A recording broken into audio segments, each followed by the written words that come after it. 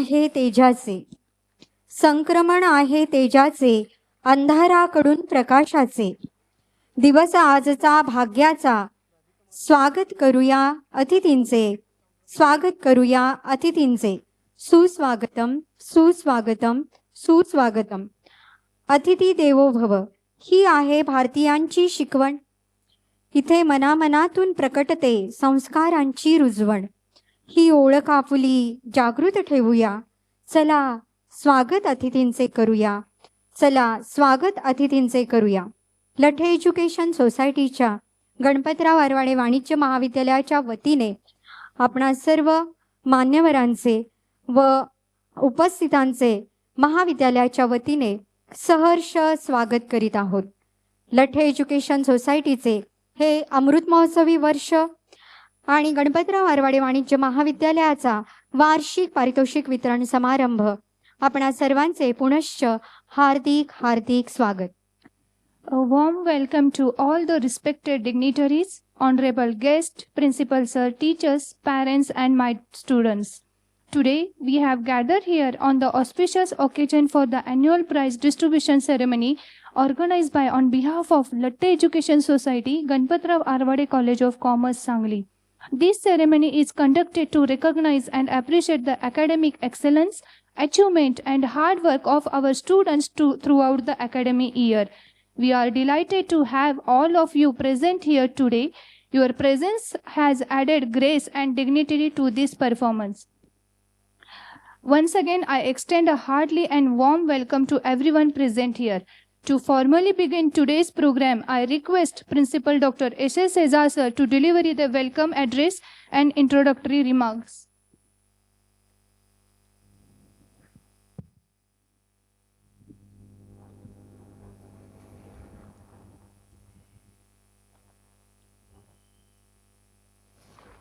Latthe education सोसायटीचे Ganpatrao Arwade college of commerce Sangli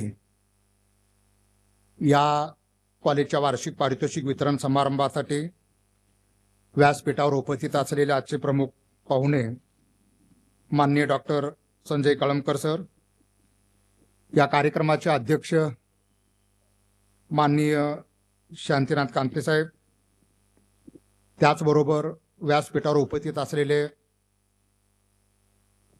आपल्या संस्थेचे व्हाईस चेअरमन आदरणीय चंद्रकांत पाटील साहेब, संस्थेचे ऑनररी सेक्रेटरी आदरणीय सुहास पाटील साहेब, संस्थेचे खजिनदार आदरणीय भालचंद्र पाटील साहेब, संस्थेच्या गव्हर्निंग काउन्सिलचे सदस्य आणि जी कॉलेजचे माजी विद्यार्थी अभय पाटील, या वार्षिक पारितोषिक वितरण समारंभाचे कार्याध्यक्ष माझे सहकारी R.M. चौगुले, फिजिकल डायरेक्टर अभिषेक पाटील, सर्व कनिष्ठ आणि वरिष्ठ विभागाकडील माझा स्टाफ, नॉन टीचिंग स्टाफ आणि हॉलमध्ये बहुसंख्येने उपस्थित असलेले या महाविद्यालयाचे विद्यार्थी आणि विद्यार्थिनी, प्रथमतः महाविद्यालयाच्या वतीने मी आपणा सर्वांचं मनपूर्वक या ठिकाणी स्वागत करतो. वार्षिक पारितोषिक वितरण समारंभ म्हणजे थोडंसं विद्यार्थ्यांच्या कलागुणांना जो वर्षभर आम्ही वाव देतो, ज्या विविध स्पर्धा घेतो, त्या मुलांचं कौतुक करण्याचा हा क्षण. आणि या वार्षिक पारितोषिक वितरण समारंभाचं नियोजन करत असताना आमच्यासमोर एक मोठा प्रश्न होता की प्रमुख पाहुणे म्हणून कोणाला पाचारण करावं याचं. आणि ज्यावेळेला स्टाफमध्ये आम्ही चर्चा करत असताना एकमतानं नाव पुढं आलं की या कार्यक्रमासाठी सुप्रसिद्ध वक्ते अहिल्यानगर के जे पूर्वीचं अहमदनगर येथील डॉक्टर कळमकर सरांना या ठिकाणी आपण पाचारण करावं. त्यानुसार आम्ही सरांशी संपर्क साधला. सुरुवातीला कार्यक्रम हा 5 फेब्रुवारी तारीख फायनल आम्ही केलेली होती, पण जिल्हा परिषदेच्या निवडणुका लागल्यानंतर पुन्हा आमच्यासमोर मोठा प्रश्न निर्माण झाला आणि सरांनी पुन्हा आम्हाला 1-2 तारखा दिल्या. त्यापैकी आजची तारीख आम्ही अंतिम केलेली आहे. आणि त्यानुसार सर बराचसा लांबचा प्रवास करून रात्री 1 वाजता सांगलीत पोहोचलेले आहेत आणि आज आपल्यासमोर उपस्थित आहेत. मी 2च मिनिटांमध्ये आपल्या महाविद्यालयाचा सरांना परिचय करून देतो. GA कॉलेज ऑफ कॉमर्स हे शिवाजी विद्यापीठाच्या कार्यक्षेत्रातील एक नामवंत असं कॉलेज आहे. या कॉलेजमध्ये इयत्ता 11वीपासून MCOM पर्यंत अध्यापनाचं कामकाज चालत असताना त्याचबरोबर BCA हा एक प्रोफेशनल कोर्स चालू आहे. कोरोनाच्या नंतर थोडंसं प्रवेश संख्येमध्ये खूपच मरगळ आलेली आहे. अनेक महाविद्यालयांच्या समोर प्रवेशाचा प्रश्न निर्माण झालेला आहे, पण आमच्या सुदैवानं अजून तरी आम्हाला तो प्रश्न भेडसावलेला नाही आहे. आमच्याकडं इयत्ता 11वी आणि BCom भाग 1 इथून शेवटच्या वर्षापर्यंत 4 तुकडे आहेत. 120 प्रमाणे 4 तुकडे आहेत सर.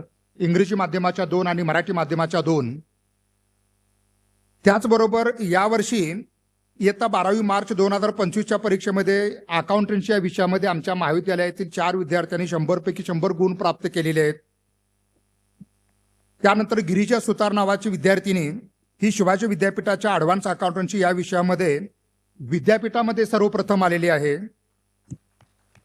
प्रतीक्षा खोत ही विद्यार्थिनी MCOM भाग 2 या शिवाजी विद्यापीठाच्या गुणवत्ता यादीमध्ये द्वितीय क्रमांक पटकावलेला आहे. साक्षी कोळशे या विद्यार्थ्यांनी शिवाजी विद्यापीठाच्या गुणवत्ता यादीमध्ये 5वा क्रमांक, तर रिया पुजारी हिने विद्यापीठाच्या गुणवत्ता यादीमध्ये 8वा क्रमांक मिळवलेला आहे. महाविद्यालयाचे नुकतेच परवा सप्टेंबर 2025मध्ये ज्या CAच्या अंतिम परीक्षा झाल्या त्या CA अंतिम परीक्षेमध्ये आमच्या महाविद्यालयाचे माजी विद्यार्थी जे आहेत त्यापैकी 12 माजी विद्यार्थी CA क्वालिफाईड झालेले आहेत. महाविद्यालयामध्ये जरी कॉमर्स महाविद्यालय असलं, फक्त कॉमर्स सिंगल फॅकल्टी असली तर आम्ही सातत्यानं विद्यार्थ्यांना नाविन्यपूर्ण असं देण्याचा प्रयत्न करत असतो. ज्वलंत अशा विषयावर चर्चा घडवून आणण्यासाठी व्यासपीठ उपलब्ध करून दिलं जातं. त्याचाच एक भाग म्हणून महाविद्यालयामध्ये कृत्रिम बुद्धिमत्ता उज्ज्वल आणि शाश्वत भविष्याची दिशा या विषयावर आम्ही नुकतंच एक राष्ट्रीय चर्चासत्र आयोजित केलेलं होतं. जवळजवळ 300-350 पेपर त्या चर्चासत्राला लोकांनी सादर केलेले आहेत. त्याचबरोबर लट्टे एज्युकेशन सोसायटीच्या अमृत महोत्सवी वर्षानिमित्त नुकतंच या संस्थेच्या सर्वच शाखामध्ये मनशक्ती केंद्र लोणावळा यांच्या वतीनं शिक्षक, विद्यार्थी आणि पालक यांच्यासाठी आम्ही कार्यशाळा आयोजित केलेली होती. अर्थात महाविद्यालयाचे नुसतेच गुणवंत विद्यार्थी नाही आहेत, केवळ अभ्यास करूनच पुढे जातात असे नाही, तर आमच्या विद्यालयातील विद्यार्थ्यांनी स्पोर्टमध्येही अनेक प्रकारे चमक दाखवलेली आहे, अनेक प्रकारे बक्षिसं मिळवलेली आहे. त्यामध्ये प्रामुख्यानं महाविद्यालयाचा स्वप्नील खोत हा विद्यार्थी कराटे या क्रीडा प्रकारामध्ये राष्ट्रीय स्पर्धेमध्ये त्याची निवड झाली आणि राष्ट्रीय स्पर्धेमध्ये त्यानं भाग घेऊन संपूर्ण देशामध्ये प्रथम क्रमांक मिळवलेला आहे. त्याला सुवर्ण पदक प्राप्त झालेलं आहे. त्याचबरोबर कुमारी सौम्या पाटील या विद्यार्थ्यांनी राष्ट्रीय नेमबाजी राष्ट्रीय स्पर्धेमध्ये तिची निवड झालेली आहे. त्याचबरोबर आदित्य चौगुले या विद्यार्थ्याची बांबूवडी या क्रीडा प्रकारामध्ये राष्ट्रीय स्पर्धेत निवड झालेली आहे. त्याचबरोबर श्रेया शिंदे, अभिरा कांबळे आणि गार्गी चंद्रस या विद्यार्थिनींची राज्यस्तरीय क्रीडा स्पर्धेसाठी कराटे या क्रीडा प्रकारामध्ये निवड झालेली आहे. रोहन सोलकर याची रोलर स्केटिंगसाठी राज्यस्तरीय निवड झालेली आहे आणि श्री पाटोळे याची जलतरण क्रीडा प्रकारासाठी राज्यस्तरीय स्पर्धेत निवड झालेली आहे. त्याचबरोबर शिवाजी विद्यापीठाच्या क्रीडा संघात आमच्या काही विद्यार्थ्यांची निवड झालेली आहे. त्यामध्ये कुमारी गौरी महारुद्र बोळाची विद्यार्थिनी रोप मलखांब या क्रीडा प्रकारामध्ये शिवाजी विद्यापीठ संघामध्ये निवड झालेली आहे. श्रीनिवास संजय पाटलाची तलवारबाजी, वैष्णवी मधुकर सोरवेची खो खो, श्रेया राजेंद्र जेऊर क्रिकेट यांची शिवाजी विद्यापीठाच्या टीममध्ये निवड झालेली आहे. तर नवाज नौशाद देसाईची कबड्डी संघामध्ये निवड झालेली आहे. कुमारी सिया नितीन बंग ही जी विद्यार्थ्याने या विद्यार्थिनीची बॅडमिंटन या संघासाठी शिवाजी विद्यापीठाच्या संघाची कॅप्टन म्हणून तिनं नेतृत्व केलेलं आहे. तर कृषी प्रशांत टक्कर या विद्यार्थिनीनं शिवाजी विद्यापीठाचे क्रिकेट संघाचं नेतृत्व केलं आहे. कॅप्टन म्हणून तिनं तिथं आपली भूमिका पूर्ण केलेली आहे. त्याचबरोबर बसव कल्याणी राजेंद्र शेनवाडे याची क्रिकेट संघामध्ये निवड झालेली आहे. तर अशा पद्धतीनं गुणवंत विद्यार्थी शैक्षणिक क्षेत्रामध्ये आणि क्रीडा क्षेत्रामध्ये आमच्या विद्यार्थ्यांनी अशा पद्धतीने यश मिळलं. या सर्व विद्यार्थ्यांचा आपण प्रमुख पाहुण्यांच्या हस्ते नंतर सत्कार स्वागत करणारच आहोत. महाविद्यालयामध्ये एकूण वरिष्ठ विभागाकडे फक्त 11 स्टाफ आहे साहेब आमचा, आणि कनिष्ठ विभागाकडे 12 लोक आहेत. वरिष्ठ विभागाकडे जे 11 लोक आहेत त्यापैकी 6 प्राध्यापक हे शिवाजी विद्यापीठाचे मान्यताप्राप्त PhD मार्गदर्शक आहेत. सर्वांच्याकडे PhDचं संशोधनाचे काम विद्यार्थी करतायत. त्याचबरोबर या महाविद्यालयामध्ये विद्यार्थ्यांच्या सर्वांगीण विकासासाठी म्हणून NSS, NCC, gymkhana, cultural, skill development cell, commerce association, economic and planning forum अशा विविध मंडळाची आम्ही स्थापना केल्या. त्याच्या माध्यमातून विद्यार्थ्यांना पुढे आणण्याचा प्रयत्न केला जातो. विद्यार्थ्यांना व्यासपीठ उपलब्ध करून दिलं जातं. शिवाजी विद्यापीठाच्या कार्यक्षेत्रामध्ये कॉमर्स विभागामध्ये Ganpatrao Arwade college of commerce हे एक खूप चांगल्या प्रकारे चाललेलं कॉलेज आहे.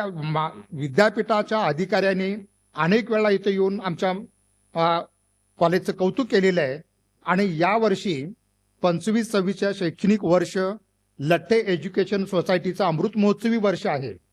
मुद्दाम साहेब जाता जाता एक मुद्दा आपल्यासमोर सांगतो की अमृत महोत्सवी वर्षानिमित्त आम्ही या संस्थेच्या विविध शाखामध्ये विविध उपक्रम राबवत आहोत. त्यामध्ये विद्यार्थ्यांच्या स्पर्धा असतील, विद्यार्थी सेवक यांच्यासाठी वेगवेगळ्या तज्ज्ञांची व्याख्यानं असतील. आणि याच व्याख्यानामध्ये नुकतंच आम्ही इंद्रजित भालेराव सरांचं एक व्याख्यान घेतलं आणि सुहास पाटील साहेबांनी अनेक वेळेला सांगितलं की संजय कळमकर सरांचं आपण एक व्याख्यान आपल्या या संस्थेमध्ये घ्यायचं आहे. गेली 4-5 महिने साहेबांनी अनेक वेळेला मला सांगितलं होतं. यूट्यूबवरील अनेक व्याख्यानाचं मला सरांनी आमच्या सुहास पाटील साहेबांनी मला व्हॉट्सअपवर पाठवलं होतं.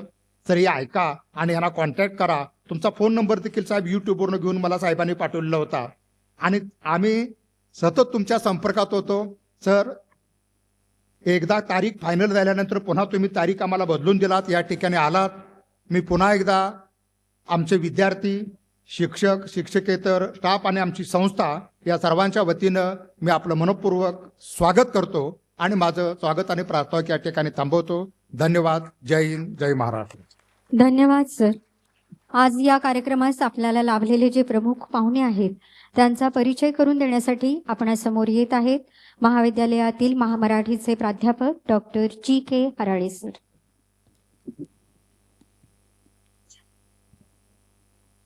सन्माननीय व्यासपीठावरील समोरचे विद्वज्जन आणि प्रिय विद्यार्थी मित्र हो, आजच्या कार्यक्रमाचे प्रमुख पाहुणे माननीय डॉक्टर संजय कळमकर सर हे संपूर्ण महाराष्ट्राला एक विनोदी लेखक, प्रभावी वक्ते आणि कथाकथनकार म्हणून प्रसिद्ध आहेत.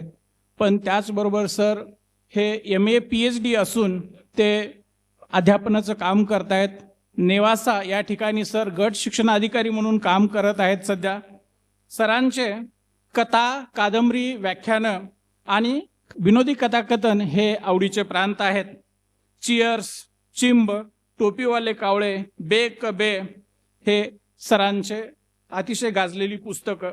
सरांनी जयवंत दळवी यांच्या साहित्यावर संशोधनपर जो प्रबंध लिहिला त्या प्रबंधाला पुणे विद्यापीठाची PhD मिळालेली आहे. सकाळ, लोकमत, पुण्यनगरी सारख्या अनेक वर्तमानपत्रामध्ये सरांनी सदर लेखन केलेलं आहे. त्यामधलं विशेषतः हलकं फुलकं नावाचं जे सदर आहे ते अतिशय गाजलं. सर हे व्यंकटेश माडगुळकर, शंकर पाटील, द मा मिराजदार, पु ल देशपांडे व वपू काळे यांचा वारसा चालवत आहेत असं म्हटलं तर अतिशयोक्तीचं होणार नाही. पण या सर्वांपेक्षा सरांची शैली ही वेगळ्या अशा स्वरूपाची आहे. सरांच्या सारे प्रवासी घडीचे रीळ तुटलेला सिनेमा म्हणजे नाम्याचा सिनेमा, बे क बे, शुभमंगल सावधान या विनोदी कथा आहेत. कळमकर सरांच्या कथांमधून किंवा कादंबऱ्यांमधून ग्रामीण आणि नागर समाज जीवनाचं दर्शन घडलं जातं. जगण्यातली विसंगती, लबाडी आणि त्यातून निर्माण होणारा विनोद ते उपवास आणि विडंबनाच्या माध्यमातून मांडत राहतात. या सरांच्या या लेखनाबरोबरच सर आपल्या कथाकथनामधून श्रोत्यांना अक्षरशः मंत्रमुग्ध करत राहतात. वरकरणी त्यांच्या व्याख्यानाची भाषाशैली सोपी, साधी, सरळ वाटत असली तरी त्यातला तिरकसपणा, उपहास, त्यातले दाखले आणि विडंबनाची सहज त्यामध्ये प्रकरण झालेली आपल्याला पाहावयास मिळते. सरांच्या राजकीय कोट्या तर अतिशय बहारदार अशा स्वरूपाच्या आहेत. सरांच्या या साहित्यिक कर्तृत्वाची दखल घेऊन महाराष्ट्रातल्या अनेक नामवंत साहित्य संमेलनाचं अध्यक्षपद भूषवण्याचा सरांना मान मिळालेला आहे. त्यामध्ये शब्दगंध साहित्य संमेलन, कुसुमाग्रज साहित्य संमेलन, कृष्णा साहित्य संमेलन, रामनगरकर साहित्य संमेलन आणि आई साहित्य संमेलन मालेगाव या ठिकाणी झालेल्या साहित्य संमेलनाचं अध्यक्षपद सरांनी भूषवलेलं आहे. विशेष म्हणजे सरांचं हसायदान नावाचं एक यूट्यूब चॅनल आहे आणि हे अतिशय 2000 मला वाटतं 16 साली सुरू झालेलं हे चॅनल आहे. आज या चॅनल्सचे 1,34,000 सबस्क्रायबर आहेत आणि त्यामध्ये 1,55,69,6 सरांना व्ह्यूज मिळालेले आहेत. या हसायदान नावाच्या यूट्यूब चॅनलवर सरांचे 270 व्हिडिओज अपलोड झालेले आहेत. एकदा पुण्यामध्ये कोथरूडला साहित्य संमेलन भरलं होतं आणि त्या साहित्य संमेलनामध्ये सरांनी एक कथा सादर केली होती आणि त्या संमेलनाचे अध्यक्ष दमा मिराजदार होते. दमा मिराजदार यांनी सरांची शैली पाहिली आणि सरांना व्यासपीठावर म्हणाले की माझा वारसा भविष्यामध्ये तू चालवशील. यावरून सरांच्या कार्याची ओळख आपल्याला होते. सरांच्या या साहित्यिक कामगिरीची पोचपावती म्हणून त्यांना पद्मश्री विखे पाटील साहित्य पुरस्कार, मृत्युंजयकार शिवाजी सावंत यांच्या नावाने देण्यात येणारा मृत्युंजय साहित्य पुरस्कार, पुणे महाराष्ट्र साहित्य परिषदेचा गल ठोकळ पुरस्कार, चतुरस्र साहित्य पुरस्कार, चौथे शिवाजी महाराज राज्यस्तरीय वाङ्मय पुरस्कार, वि.स. खांडेकर साहित्य पुरस्कार आणि संत श्रेष्ठ जगद्गुरू तुकोबाराय महाराज पुरस्कार असे पुरस्कार मिळालेले आहेत. सरांच्या या कलाकृतींचा महाराष्ट्रातल्या अनेक विद्यापीठांमध्ये त्यांच्या पुस्तकांचा समावेश आहे. मला वाटतं यावर्षी सावित्रीबाई फुले पुणे विद्यापीठाच्या कला विद्याशाखेमधल्या प्रथम वर्षामध्ये सरांची शुभमंगल सावधान नावाची जी कथा आहे त्या कथेचा समावेश आहे. सरांच्या या सकस आणि दर्जेदार साहित्य निर्मितीमुळं सरांचं आज नाव मराठी साहित्य वर्तुळामध्ये आदरानं घेतलं जातं. सर, मला आशा आहे की नजीकच्या कालखंडामध्ये जे अखिल भारतीय साहित्य संमेलन होईल त्या साहित्य संमेलनाचं अध्यक्षपद भूषवण्याचा मान आपल्याला निश्चित मिळेल याबद्दल माझ्या मनामध्ये संदेह नाही. सरांची आणखी ओळख आपल्याला सरांच्या व्याख्यानातून होणार आहे. मी या ठिकाणी थांबतो. धन्यवाद. Thank you, sir. We now move to the felicitation ceremony on important part of today's program. It gives us an immense pleasure to felicitate our honorable chief guest, Dr. Sanjay Kalamkar sir, a distinguished personality and eminent speaker. I kindly request Honorable Shantinath Kante sir, Chairman, Latte Education Society, Sangli, to felicitate our today's chief guest, Dr. Sanjay Kalamkar.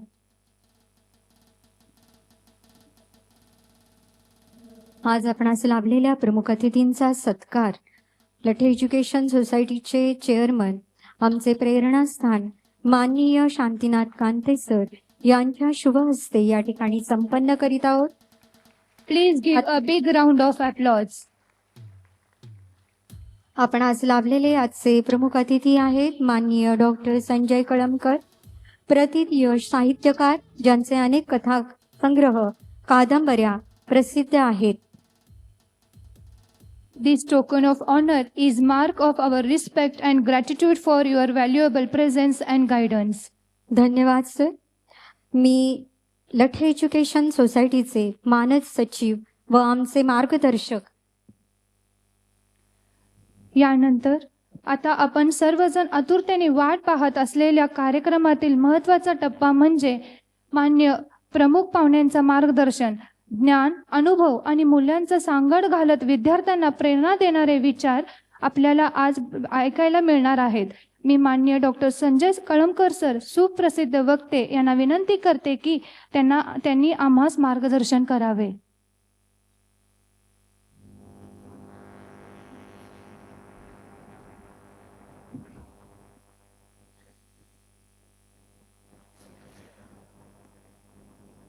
आपल्या Ganpatrao Arwade college of commerce Sangli या वार्षिक पारितोषिक वितरण समारंभाला उपस्थित सन्माननीय शांतीनाथजी कांते साहेब, आदरणीय राजीवजी पाटील, सुहासजी पाटील, भालचंद्रजी पाटील, अभयजी पाटील, आपले प्राचार्य डॉक्टर शेजाळ सर, पाटील, इतर सर्व प्राध्यापक बंधू भगिनी, विद्यार्थी बंधू आणि भगिनींनो, महाराष्ट्रामध्ये अत्यंत कमी ठिकाणी फक्त कॉमर्स असलेलं कॉलेज मी आज पहिल्यांदा पाहिलं, ते इतके विद्यार्थी असलेलं. आणि आपली एकंदर दैदिप्यमान कारकीर्द ऐकल्यानंतर अतिशय आनंद वाटला. भल्या सकाळी आपण सर्व विद्यार्थी, खरं म्हणजे कॉलेजचे विद्यार्थी, आणि सकाळची 10-11ची वेळ म्हणजे थोडंसं मुक्तपणे फिरावं, एकमेकाशी गप्पा माराव्यात. परंतु कुठून तरी दुरून एक पाहुणा आणलाय आणि तो सकाळी आता आम्हाला काहीतरी भयंकर मार्गदर्शन करणार आहे, या भीतीनं बरेचसे आमचे विद्यार्थी ग्रस्त असतील. शिवाय इथं रील्स नसल्यामुळं तासनतास एकच चेहरा पाहावा लागणार आहे, चॅनल बदलायची सोय नाही. त्यामुळं तसं थोडंसं अवघडच आहे. परंतु सभागृहाची रचना अशी आहे की जाण्याची सोय नाही. गेलं तर सर्वांच्या समोरून जाणं संयुक्तिक ठरणार नाही. त्यामुळे आता पुढं कित्येक वेळ आपल्याला किती छळ सहन करावा लागतो याची मानसिकता आपल्यातील अनेक जणांनी केली असेल. कारण या स्टेजमधून आम्ही गेलेलो आहोत. कोणीतरी पाहुणे बोलवायचे आणि ते आम्हाला नेहमी उपदेश करायचे की तुम्ही भविष्य घडवलं पाहिजे, तुमच्यावर संस्कार झाले पाहिजेत. ते संस्कार कुठले आणि भविष्य काय अजूनही आम्हाला समजलेलं नाही. परंतु असं म्हटलं जातं की हे जे स्नेहसंमेलन आहे, प्राचार्य सर एके ठिकाणी एका प्राचार्यांनी मला सांगितलं, स्नेहसंमेलन का घेतात, तर निदान मुलांना असं वाटावं कॉलेजमध्ये काहीतरी छान घडतंय आणि उपस्थिती त्यांची वाढावी. पण काही विद्यार्थी फक्त स्नेहसंमेलनालाच यायला लागले आणि तेवढाच आनंद लुटायला लागले, अशी अनेक कॉलेजमध्ये परिस्थिती आहे. परंतु आपली एकंदर स्ट्रेंथ जर पाहिली तर गुणवत्तेमुळं आपल्याकडे हे सगळे मुलं मुली येत आहेत याची निश्चित खात्री आहे.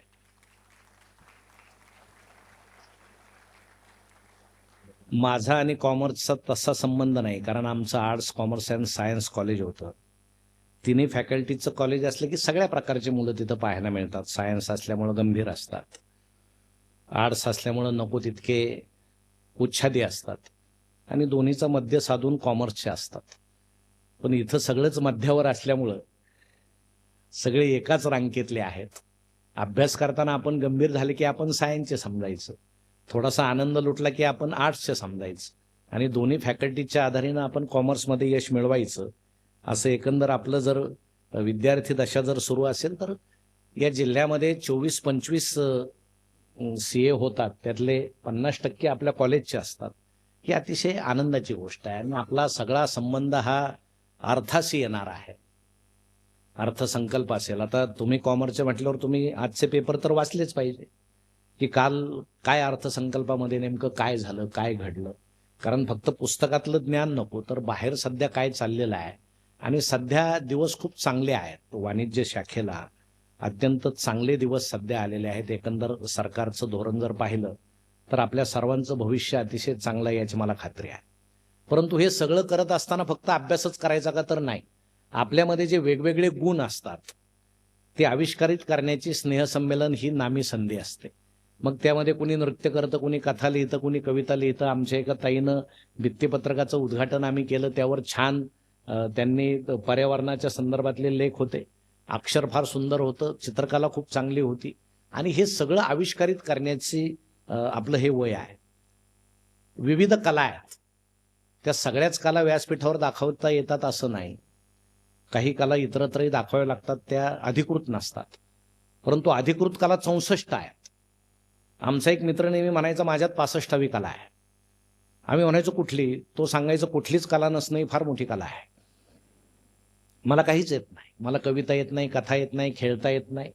मग मी काय करतो, कोणी कविता म्हटलं तर मी छान ऐकतो आणि त्याला वा म्हणतो, कोणी कथा सांगितली त्याला वा म्हणतो, कोणी खेळत असेल त्याला चेअरअप देतो.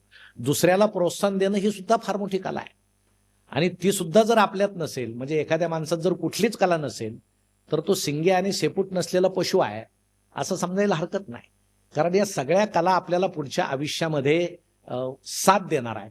परंतु आपल्या नवीन पिढीविषयी असं एक बोललं जातं, आता ही सगळी जुनी मंडळी जे आपल्यासाठी एवढी झटतायत, ही संस्था उभी करून यात प्रगती करण्यामध्ये यांचा जो वाटा आहे, या सगळ्या जुन्या लोकांना, आपल्या आजोबांना, आजीला किंवा कोणी जुन्या लोकांना जर आपण विचारलं नवीन पिढी कशी आहे, तर ते एकाच वाक्यात उत्तर देतात, हे बिघडलेले आहेत. पण याचा अर्थ तुम्ही बिघडलेले आहात आणि बिघडल्यासारखंच वागलं पाहिजे असं अजिबात नाही. कारण आम्ही तरुण असताना आमची जुनी पिढी आम्हाला असंच म्हणत होती, हे बिघडलेले आहेत. कारण जसं जसं वय होत जाईल तशी जुनी पिढी नव्या पिढीला नाव ठेवतच असते, परंतु नवी पिढी ही जुन्या पिढीपेक्षा स्मार्ट असते. फक्त अडचण एक आहे, तुम्ही म्हणाले जुन्या पिढीतलं काय सांगत बसले, तर आपण आपला इतिहास, आपला भूतकाळ अभ्यास केल्याशिवाय आपलं वर्तमान चांगलं जात नाही आणि भविष्याची वाटचाल आपल्याला कळत नाही. त्यामुळे आपला समाज कसा होता, आपल्या भारताचा इतिहास काय, एकंदर अर्थाचा इतिहास काय, याचा अभ्यास केल्याशिवाय आपल्याला चांगलं भविष्य राहणार नाही असं मला वाटतं. म्हणून या तरुण पिढीला नावं ठेवण्यात अर्थ नाही, कारण हे सगळं वेगानं बदलतंय, त्या प्रवाहाबरोबर ते वाहत राहत आहेत. फक्त गंमत आहे काय, तुम्हाला काही गोष्टी मी अशा सांगतो जुन्या, की लहानपणी, आता तुमच्यावरती वेळ आली नाही, सर्वांवरती आलेली आहे. लहानपणी शाळेत जाताना जर जुने दिवस होते, कपडे फाटलेले असायचे, ताईचा फ्रॉक जर फाटलेला असेल तर आई सांगायची तसं जाऊ नको, कारण मुलं तुला हसतील, मुली हसतील, समाज हसेल, गुरुजी हसतील. ती बारीक सुईनं रफू करायची. रफू तुम्हाला माहित आहे ना, बारीक सुईनं करतात ते, नाही का. आता कपडेच ते रफू तुम्हाला शक्यता माहीत नसेल, विचारतो. ते रफू करायची, एक बारीक सुईनं शिवायची. मुलाची विजार फाटलेली असली रफू करायची. बहुतेकांच्या विजारीला ठिगळं होतं, कुणी कुणाला हसायचा विषयच नव्हता, सगळ्यांना ठिगळं होतं. म्हणजे कपडे फाटलेले असले पूर्वी की प्रतिष्ठा जायची असं म्हणायचे पूर्वीच्या काळी. आता काय परिस्थिती आहे? आता आमच्या या सगळ्या ताई पाहून मला खूप आनंद होतोय, म्हणजे खरोखर आनंद होतोय. मला असं काही पाहिलं खूप आनंद होतो, काही ठिकाणी नाही होत. परंतु आता चांगली पॅन्ट 1000ला आहे, फाटलेली 2000ला आहे. मला हेच समजत नाही, ती शिवून फाडतात की फाडून शिवतात. मग आमच्या वेळेस तर ती आई काय करायची, फाटलेले कपडे ते दरवाज्यात यायची, ती भांडे विकणारी, तिला द्यायची आणि त्यातलं एखादं पातेलं घ्यायची. आता तेच कपडे तिच्याकडूनच घेऊन घालतात की काय मला समजत नाही. परंतु पुण्यामध्ये मी एका कॉलेजमध्ये गेलो गॅदरिंगला, तुम्हाला सांगतो, त्या गेटमधून प्रवेश करताना समोरून एक तरुणींचं टोळकं येताना दिसलं. अक्षरशः बॉम्बस्फोटात उद्ध्वस्त झाल्यासारखे दिसत होते. कुणाच्या इथं फाटलंय, कुणाच्या इथं फाटलंय, कुणाच्या पॅन्टीत गोळ्या शिरल्यात. आणि आई सांगते, तो मधला नाही का जास्त पॅन्ट फाटलेला, तो माझा आहे. हे नवीनच प्रतिष्ठेचं लक्षण आता आलेलं आहे. पूर्वी कपडे फाटले तरी लाज वाटायची, आता जास्त कपडे ज्याचे फाटलेले आहेत ती प्रतिष्ठा. हे जे बदललेलं वातावरण आहे, मला वाटतं पुन्हा आम्ही जुन्या काळाकडे कसे चाललेलो आहोत याचं हे एक उदाहरण आहे. आमचे आदिमानव जंगलामध्ये कपडे घालत नव्हते. आता आपल्या पिढीपर्यंत बरी परिस्थिती आहे. पुढं पुढं काय होईल आणि पुन्हा आपण आदिमानव स्वरूपात येतो की काय, हाही प्रश्न आहे. पूर्वी जंगलामध्ये भाज्या वगैरे शिजून खात नसायचे, कारण अग्नीचा शोध लागलेला नव्हता. अग्नीचा शोध लागला, भाज्या शिजवायला लागले, त्यात ते चांगली लागायला लागली भाजी म्हणून मसाले टाकायला लागले, इतके मसाले टाकायला लागले, आमचं अपचन व्हायला लागलं, पुन्हा माणसं कच्च्या भाज्या खायला लागली. म्हणजे पुन्हा आम्ही त्याच ट्रॅकवर येतो आहोत. जुनं ते सोनं, जुन्या काळाकडे गेल्याशिवाय पर्याय नाही, कारण त्या गोष्टी सकस होत्या. म्हणून आम्ही जुन्या गोष्टींना नावं ठेवण्यामध्ये तसा काहीही अर्थ नाही. म्हणून त्याचा अभ्यास आपण केला पाहिजे. आणि तुम्हाला बदललेला काळ मी सांगतो, तुम्हाला माहीत नसलेली गोष्ट सांगतो, जी तुम्हाला अनुभवायला मिळालेली नाही पण यांना अनुभवायला मिळालेली आहे. मी लहान असतानाची गंमत आहे, आई आम्हाला चेहऱ्यावर पाणी मारून उठवायची. आता मला कधी पहाटे कधीच जाग आली नाही. म्हणजे मला बालपणी समजलं मी थोर वगैरे होणार नाही. थोर माणसांना पहाटे जाग येते असं ते आत्मचरित्रात लिहितात. म्हणजे ते पहाटे उठून काय करतात मला अजूनही समजलेलं नाही, सगळे झोपलेले असतात. परंतु साहित्यामध्ये सगळ्यात खोटा प्रकार कुठला असेल तर तो आत्मचरित्र आहे. हे सगळं त्याच्यामध्ये खोटंच असतं, ते कधीही माणसानं वाचू नये.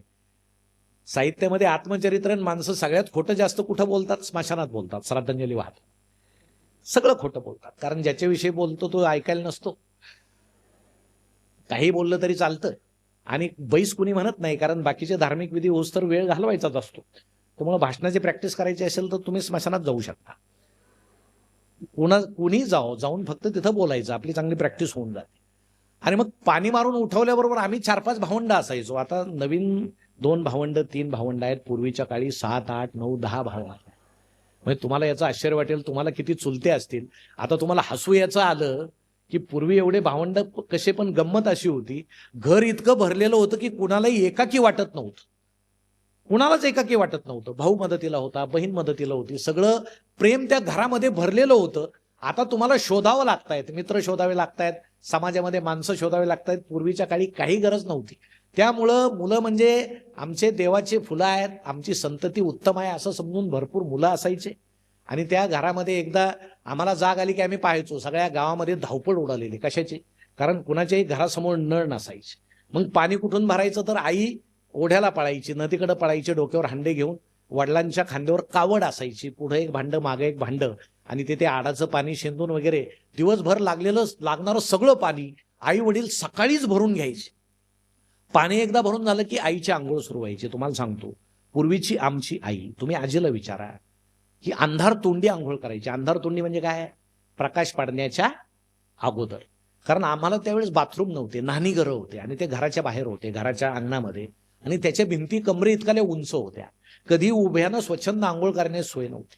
आई खाली बसायची, कसं बसं अर्ध्या एका बादलीमध्ये पाणी घ्यायची. ताईची तीच परिस्थिती. आई घरात यायची, पूर्वीच्या आईचा मेकअप मिनिटभरात उरकायचा. ती 9 वारी साडी घालायची, काष्टी साडी तुम्हाला माहित आहे. आणि त्या साडीला सुद्धा 4-5 रंगाचे ठिगळं असायचे. 4-5 रंगाच्या साड्या मिळून एक साडी तयार केलेली असायची. तुम्हाला सांगतो, आमची आजची आई किंवा ताई नवरात्रीला प्रत्येक दिवशी वेगळ्या रंगाची साडी घालते. आमची जुनी आई मात्र एकाच दिवशी नवरात्र साजरी करायची, अशी परिस्थिती होती. इतके रंग तिच्या साडीला असायचे. कपाळावर मेन होतं गोंधल्यासारखं. पूर्वी गोंधायचे. का गोंधायचे? मोबाईल वगैरे नव्हते, मुलगा हरवला, मुलगी हरवली, असं देवाचं चित्र वगैरे असायचं इथे वगैरे. आताही गोंधतात. काय म्हणतात त्याला? ते टॅट्यू. टॅट्यू तुम्ही पाहिले का? टॅट्यू ते इथपासून पायापर्यंत सगळे टॅट्यू. म्हणजे त्याला पाहिल्यावर घरच्यांना असं वाटतं हा हरवलेला बरा आहे, इतके टॅटू. मग ते आईचं ते गोंधनासारखं असायचं. मग ते कुंकवाचा करंडा असायचा, तर्जनीनं कुंकू घ्यायची, कपाळाला लावायची. मातीच्या भिंतीमध्ये आरसा असायचा, आरशाचा एखादा तुकडा. पूर्ण शरीर कधी आरशामध्ये दिसलंच नाही, आरसेच नव्हते, एखादा तुकडा फक्त लावायचा मातीच्या भिंतीमध्ये. आई खाली वाकायची, आरशामध्ये पाहायची, फक्त कपाळ दिसायचं. मग ती पदर घ्यायची, पदराचं टोक जिभेमध्ये बुडवायची, आणि त्या कुंकवाचं असं छान वर्तुळ काढायची. तुम्हाला सांगतो, कधी शाळेतनं गेलेली आई भूमिती शिकल्यासारखं असं ठसठशीत वर्तुळ काढायची. याच्या पलीकडे सौभाग्य नव्हतं. पुसल्याशिवाय ते कुंकू निघतच नसायचं. आणि त्याचा काळाचा, वर्तनाचा खूप जवळचा संबंध होता. कारण आमचा बाहेर गेलेला माणूस त्याच घरी यायचा, म्हणून ते असं शाश्वत असायचं. आता टिकल्या आल्या ती तुमची चूक नाहीये. काळ बदलला तसे टिकल्या आल्या. आता टिकली कधी गळून पडेल आणि हा कधी गायब होईल याचा भरोसा राहिला. म्हणून माणसाचं वागणं बदललं तसं मेकअपचं साहित्य सुद्धा बदलत गेलं. अहो, पूर्वी लग्नाच्या काळात काय फक्त मेकअपला पावडरच होती ना, नाही का? त्या पावडरनं माणूस, तुम्हाला सांगतो, हळद आणि पावडर 2 दिवस चांगला दिसायचा, तोपर्यंत लग्न होऊन जायचं, काय अडचण नसायची. आपलं काय लग्न होस तरच प्रॉब्लेम म्हणजे मतलब आहे ना. लग्न झाल्यावर काय होतं ते पाहायला कोण नसतं. ते म्हणजे मला माहीतच नव्हतं तू असा आहे बा वगैरे असं. ती सांगते मला वाटतं तू बऱ्यापैकी निमगोरा असेल बा वगैरे. तर ही मेकअपची कमाल आहे. पण चला, इलाज नसतो आता त्या गोष्टीला. पण जुन्या काळी या सगळ्या गोष्टी होताना मग आईचं सगळं आवरलं की गळ्यामध्ये ते जाड मान्याचं मंगळसूत्र, नाकामध्ये नथ, तोपर्यंत अंगणामध्ये वासुदेव यायचा. आता तुम्ही वासुदेव चित्रात पाहिला असेल. आता वासुदेव येणं बंद झालेला आहे. डोक्याला त्या मोरपिसाची टोपी असायची, हातामध्ये टाळ आणि चिपळ्या असायच्या, कमरेला शेला असायचा, कपाळाला आणि गंध असायचा, गळ्यामध्ये तुळशीची माळ असायची, काखेमध्ये झोळी असायची. आणि वासुदेव आला हो, वासुदेव आला असं पहाटे तो अंगणामध्ये यायचा. मग आई सूप भरून धान्य घ्यायची, त्याच्या झोळीमध्ये टाकायची. तो झोळीतले पुन्हा 4 दाणे काढायचा, पुन्हा अंगणात टाकायचा आणि म्हणायचा दान पावलं. दान पावलं म्हणजे काय? तुम्ही जसं मला धान्य दिलं तसं तुमच्या घराची सुद्धा भरभराट हो, असं तो म्हणायचा. कालच मी एका पुढाऱ्यांच्या कार्यक्रमात होतो. मी त्यांना सांगितलं की तुम्ही सुद्धा जरा वासुदेवाचं अनुकरण केलं पाहिजे. नाही, तुम्हाला एवढं झोळी भरून मिळते, 4 दाणे तुम्ही मतदारांना दिले पाहिजे. तर त्यातला एक पुढारी म्हटला, आमचाच वासुदेव झाला, कुठं कुणाला काय देत आहे. असेही प्रकार ते सगळे आहेत. आणि मग तो बटरवाला यायचा. तुम्हाला तर तो बटरवाल्याची हाळी ऐक, तुम्हाला म्हणजे आता ते बेकरीज वगैरे निघाल्यामुळं, परंतु बटरवाला यायचा तो नेमका ज्याच्या घरात जास्त मुलं तिथं ओरडत उभा राहायचं. कारण काय, मुलं रडले पाहिजे बटरसाठी, आपलं विक्री झाली पाहिजे. मग तो मोठमोठ्यानं ओरडत राहिला की मग बटर कोण देणार? आई नाही, बाबा नाही. मग कुठंतरी कोपऱ्यामध्ये आजी बसलेली असायची, पळत जायचं, आजीच्या कुशीत शिरायचं, आजीच्या लक्ष द्यायचं कशाला आलाय. मग ती खरबरीत हात डोक्यावरून फिरवायची, तिच्या कमरेला एखादी 4-5 कप्प्याची पिशवी काढायची, त्यातला एक डब्बू पैसा काढायची, हातामध्ये द्यायची, धावत जायचं, एक बटर घ्यायचं. ते खारं बटर एवढं. पूर्वीच्या काळी काय वगैरे वेगळा विषय नसायचा. यायचं, पुन्हा घरामध्ये कप्पाशा नव्हत्या, थाळ्यामध्ये चहा द्यायची. एका थाळ्यात मोठा चहा आईनं ओतलेला असायचा, त्यात बटर टाकायचं, ते बटर टाकलं की ते अख्खा चहा पिऊन घ्यायचं, शोषून घ्यायचं. आणि मग सगळ्या भावंडांनी ते खाल्लं. आई सांगायची लवकर आवरा, शाळेत जाण्याची वेळ झाली. पूर्वी सकाळी शाळा होत्या, शाळेचा गजर ऐकू यायचा, सगळ्या भावंडांच्या आंघोळी व्हायच्या कमी पाण्यामध्ये, मग आमचा शाळेत जाण्याचा मेकअप सुरू व्हायचा. आता तुम्हाला तर शाळेत जायला खूप छान कपडे नंतर मिळायला लागले. नंतर सरकारनं ठरवलं यांना कपडे दिले पाहिजे, नाही. नंतर आमच्या ताईला वाटू नये म्हणून, वाईट वाटू नये म्हणून तिला लाडकं केलं पाहिजे. आता सगळं असं निधी आहे. आमचे सगळे लोक आता सरकारवर रेलून निवांतपणे बसलेले आहेत. म्हणजे आमच्या ताईच्या आधी दाजीच बँकेमध्ये असतात, अशी परिस्थिती आहे. परंतु हे सगळं छान तुमच्या काळात आहे. मग तो विजारीचा अर्धा खाकी तुकडा शाळेचं म्हणजे तो घालायचा, पांढरा शर्ट असायचा, तो जागोजागी फाटलेला, आईनं शिवलेला. मग आम्हाला शर्टिंगची हौस, शर्टिंग करायची. बरं, पूर्वी बेल्ट नव्हते जसे तुम्हाला आहेत, असा पट्टे नव्हते, बेल्ट बक्कल वगैरे काही नव्हतं. मग करदुरा घ्यायचा वरून, करदुरा ढिल्ला असल्या काय करायचं, एखादी काडी घ्यायची, सातारीच्या तारीसारखी आवडायची, कंबर फिट्ट करून टाकायचं. दुपारी पोट फुगलं की पुन्हा काडी ढिल्ली करायची. ॲडजस्टेबल बेल्ट असायचं, त्याला आम्ही पिळणी म्हणायचो, त्या काडीला पिळणी म्हणायची. आणि मग आई डोक्याला इतकं तेल लावायची, दिवसभरात किती वादळ येऊ एक केस सोडणार. असं एकदा गच्च तेल लावलं की एका बाजूनं तेलाच्या धारा पुसायच्या, दुसऱ्या बाजूनं नाक पुसायचं. म्हणजे आई लहानपणी दोन्ही हाताला काम देऊन टाकायची. मग आवरा शाळेची वेळ झाली, मग दप्तर घ्यायचं. दप्तर कसलं, सुफला युरियाच्या त्या खताच्या गोण्या असायच्या, त्यात एखादी फुटकी पाटी, त्यावर अक्षर नीट उमटत नसायचं. पण गुरुजी इतकं छान शिकवायची की ते सगळं मनावर उमटायचं, पाठीवर उमटायची गरज नव्हती. अशी ती शिक्षण परिस्थिती होती. ती पाटी पुसायला एखादं फडकं, एखादी पेन्सिल, एखादी फाटलेली वही, पाठीवर दप्तर मारायचे आणि निघायचं शाळेमध्ये. तुम्हाला सांगतो, पूर्वीची पहाट जर तुम्ही पाहिली, आम्ही शाळेत जाताना शाळेच्या घंटेचा आवाज येतोय, मंदिरातल्या घंटा वाजतायत, पाणी आणण्याची धावपळ सुरू आहे. सगळ्या आया आमच्या तुळशी वनासमोर उभ्या आहेत, तुळशीला पाणी घालतायत. तुमच्यासारख्या तरुण मुली अंगण झाडतायत, अंगण सारवतायत. आणि तुमच्यासारखे तरुण मुलं जागा दिसेल तिथं व्यायाम करतायत. काही उघड्या अंगाचे माणसं कथलाचा तांब्या घेऊन देवाला पाणी वाहण्यासाठी इकडं तिकडं पळापळ करतायत. आणि पूर्वी टॉयलेट नसल्यामुळे तुम्हाला माहित आहे, काही माणसं डबे घेऊन गावकुसाला जाताना दिसायचे. म्हणजे पूर्वी मॉर्निंग वॉकला सेपरेट जाण्याची गरज नव्हती, माणसाला जावंच लागायचं. बरं, जो अतिशय वेगाने धावताना दिसेल समजायचं याच्या घरी रात्री चांगला बेत होता बुवा. म्हणजे घरातलं काही लपत नव्हतं, सगळ्या गावाला माहित असायचं कोणाच्या घरात काय आहे. तुम्हाला सांगतो, अशी सकाळची प्रसन्न वेळ, पहाट, सगळं मंगलमय वातावरण. हे तुम्हाला मी का सांगितलं? आता सध्याची पहाट तुम्ही मला सांगा कशी आहे. पहाटे उठल्याबरोबर तुम्ही, आम्हीच नाही, आपले पप्पा, आपली मम्मी, दादा, ताई काय करतात? डोळे आणि मोबाईल एकाच वेळेस उघडले पाहिजे. उशाला मोबाईल असतो, जाग आल्याबरोबर पहिलं काम काय करायचं? मोबाईल घ्यायचा. का? जगाची काळजी आहे. रात्रीतून काही झालं असेल मग व्हॉट्सअप सुरू करायचं. व्हॉट्सअप सुरू केलं की पहिला मेसेज कुणाला टाकायचा? आईकडे पाहायचं नाही, वडिलांकडे पाहायचं नाही, दादाला नमस्कार नाही, ताईकडे पाहून हसायचं नाही.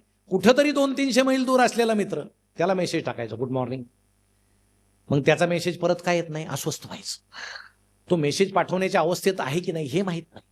मग एकदाचा 5-10 मिनिटांनी त्याचा मेसेज येतो, अरे आहे काही अडचण नाही.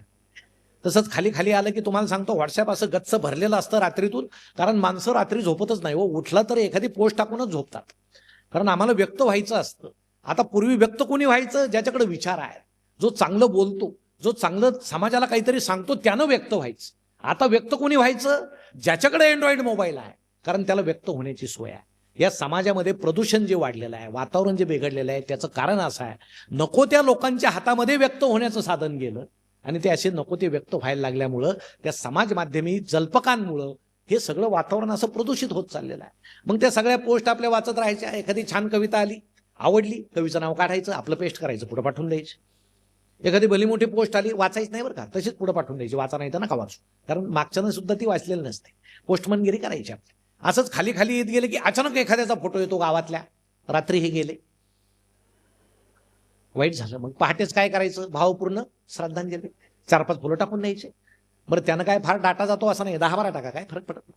फुलं टाकायचे, भावपूर्ण श्रद्धांजली व्हायची. तसंच खाली खाली यायचं, अचानक दुसऱ्या एखाद्याचा फोटो येतो, आज यांचा वाढदिवस आहे, म्हणजे यांचा जन्म झाला, जगावर किती उपकार झाले. भगतसिंगानंतर हेच कर्तृत्व शून्य, पण सोय आहे म्हणून लगेच फोटो, मग लगेच वाढदिवसाच्या हार्दिक शुभेच्छा, वरचेच फुलं खाली टाकून द्यायचे. श्रद्धांजलीला तेच. जन्म झाला तरी तेच, काही त्यात भावना नाही, संवेदना नाही, असा आभासी दिवस सुरू होतो. आणि तुम्हाला सांगतो, माणसं दिवसभर त्या आभासी जगामध्ये वावरत राहतात. आमचं वास्तव जग दुरावलं जातं. अहो, 2 मुंग्या जर समोर आल्या तर तुम्ही लक्ष द्या, एकमेकाला भेटल्याशिवाय ते जात नाही. 2 माकडं जर समोर आले तर एकमेकाची पाठ खाजवल्याशिवाय जात नाहीत. पण माणसासारखे माणसं समोर आले तरी बोलत नाहीत. ते सांगतात, तू घरी जा, मी घरी जातो, आपण चॅटिंग करू. हे कुठले दिवस आहे? तुम्ही एसटीनं प्रवास करत असाल, जुनी एसटी जर तुम्ही पाहिली, सगळेजण एकमेकाशी गप्पा मारायचे. अहो, 10-20 किलोमीटर जाता जाता सोयरीक जुळवायची, इतक्या गप्पा व्हायच्या. तुमची मुलगी काय करते, तुमचा मुलगा काय करतो, एवढा सुसंवाद होता. आताची एसटी तुम्ही पहा, कोणी कोणाशी बोलत नाही.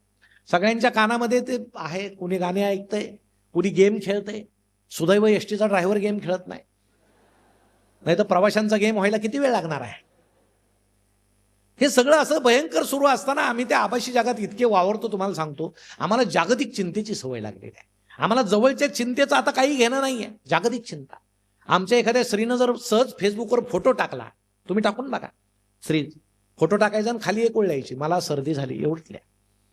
तुम्हाला सांगतो, ओळख नसताना, संबंध नसताना जगभरातील हजारो कमेंट्स येतील तुम्हाला तासाभरात. मॅडम अमुक गोळी घ्या, मॅडम याची वाफ घ्या, त्याचा मलम लावा, आणि याची बायको घरात शिंकत फिरते, हा तिच्याकडे पाहत सुद्धा नाही. अरे, तिला एखादी गोळी आणून दे ना.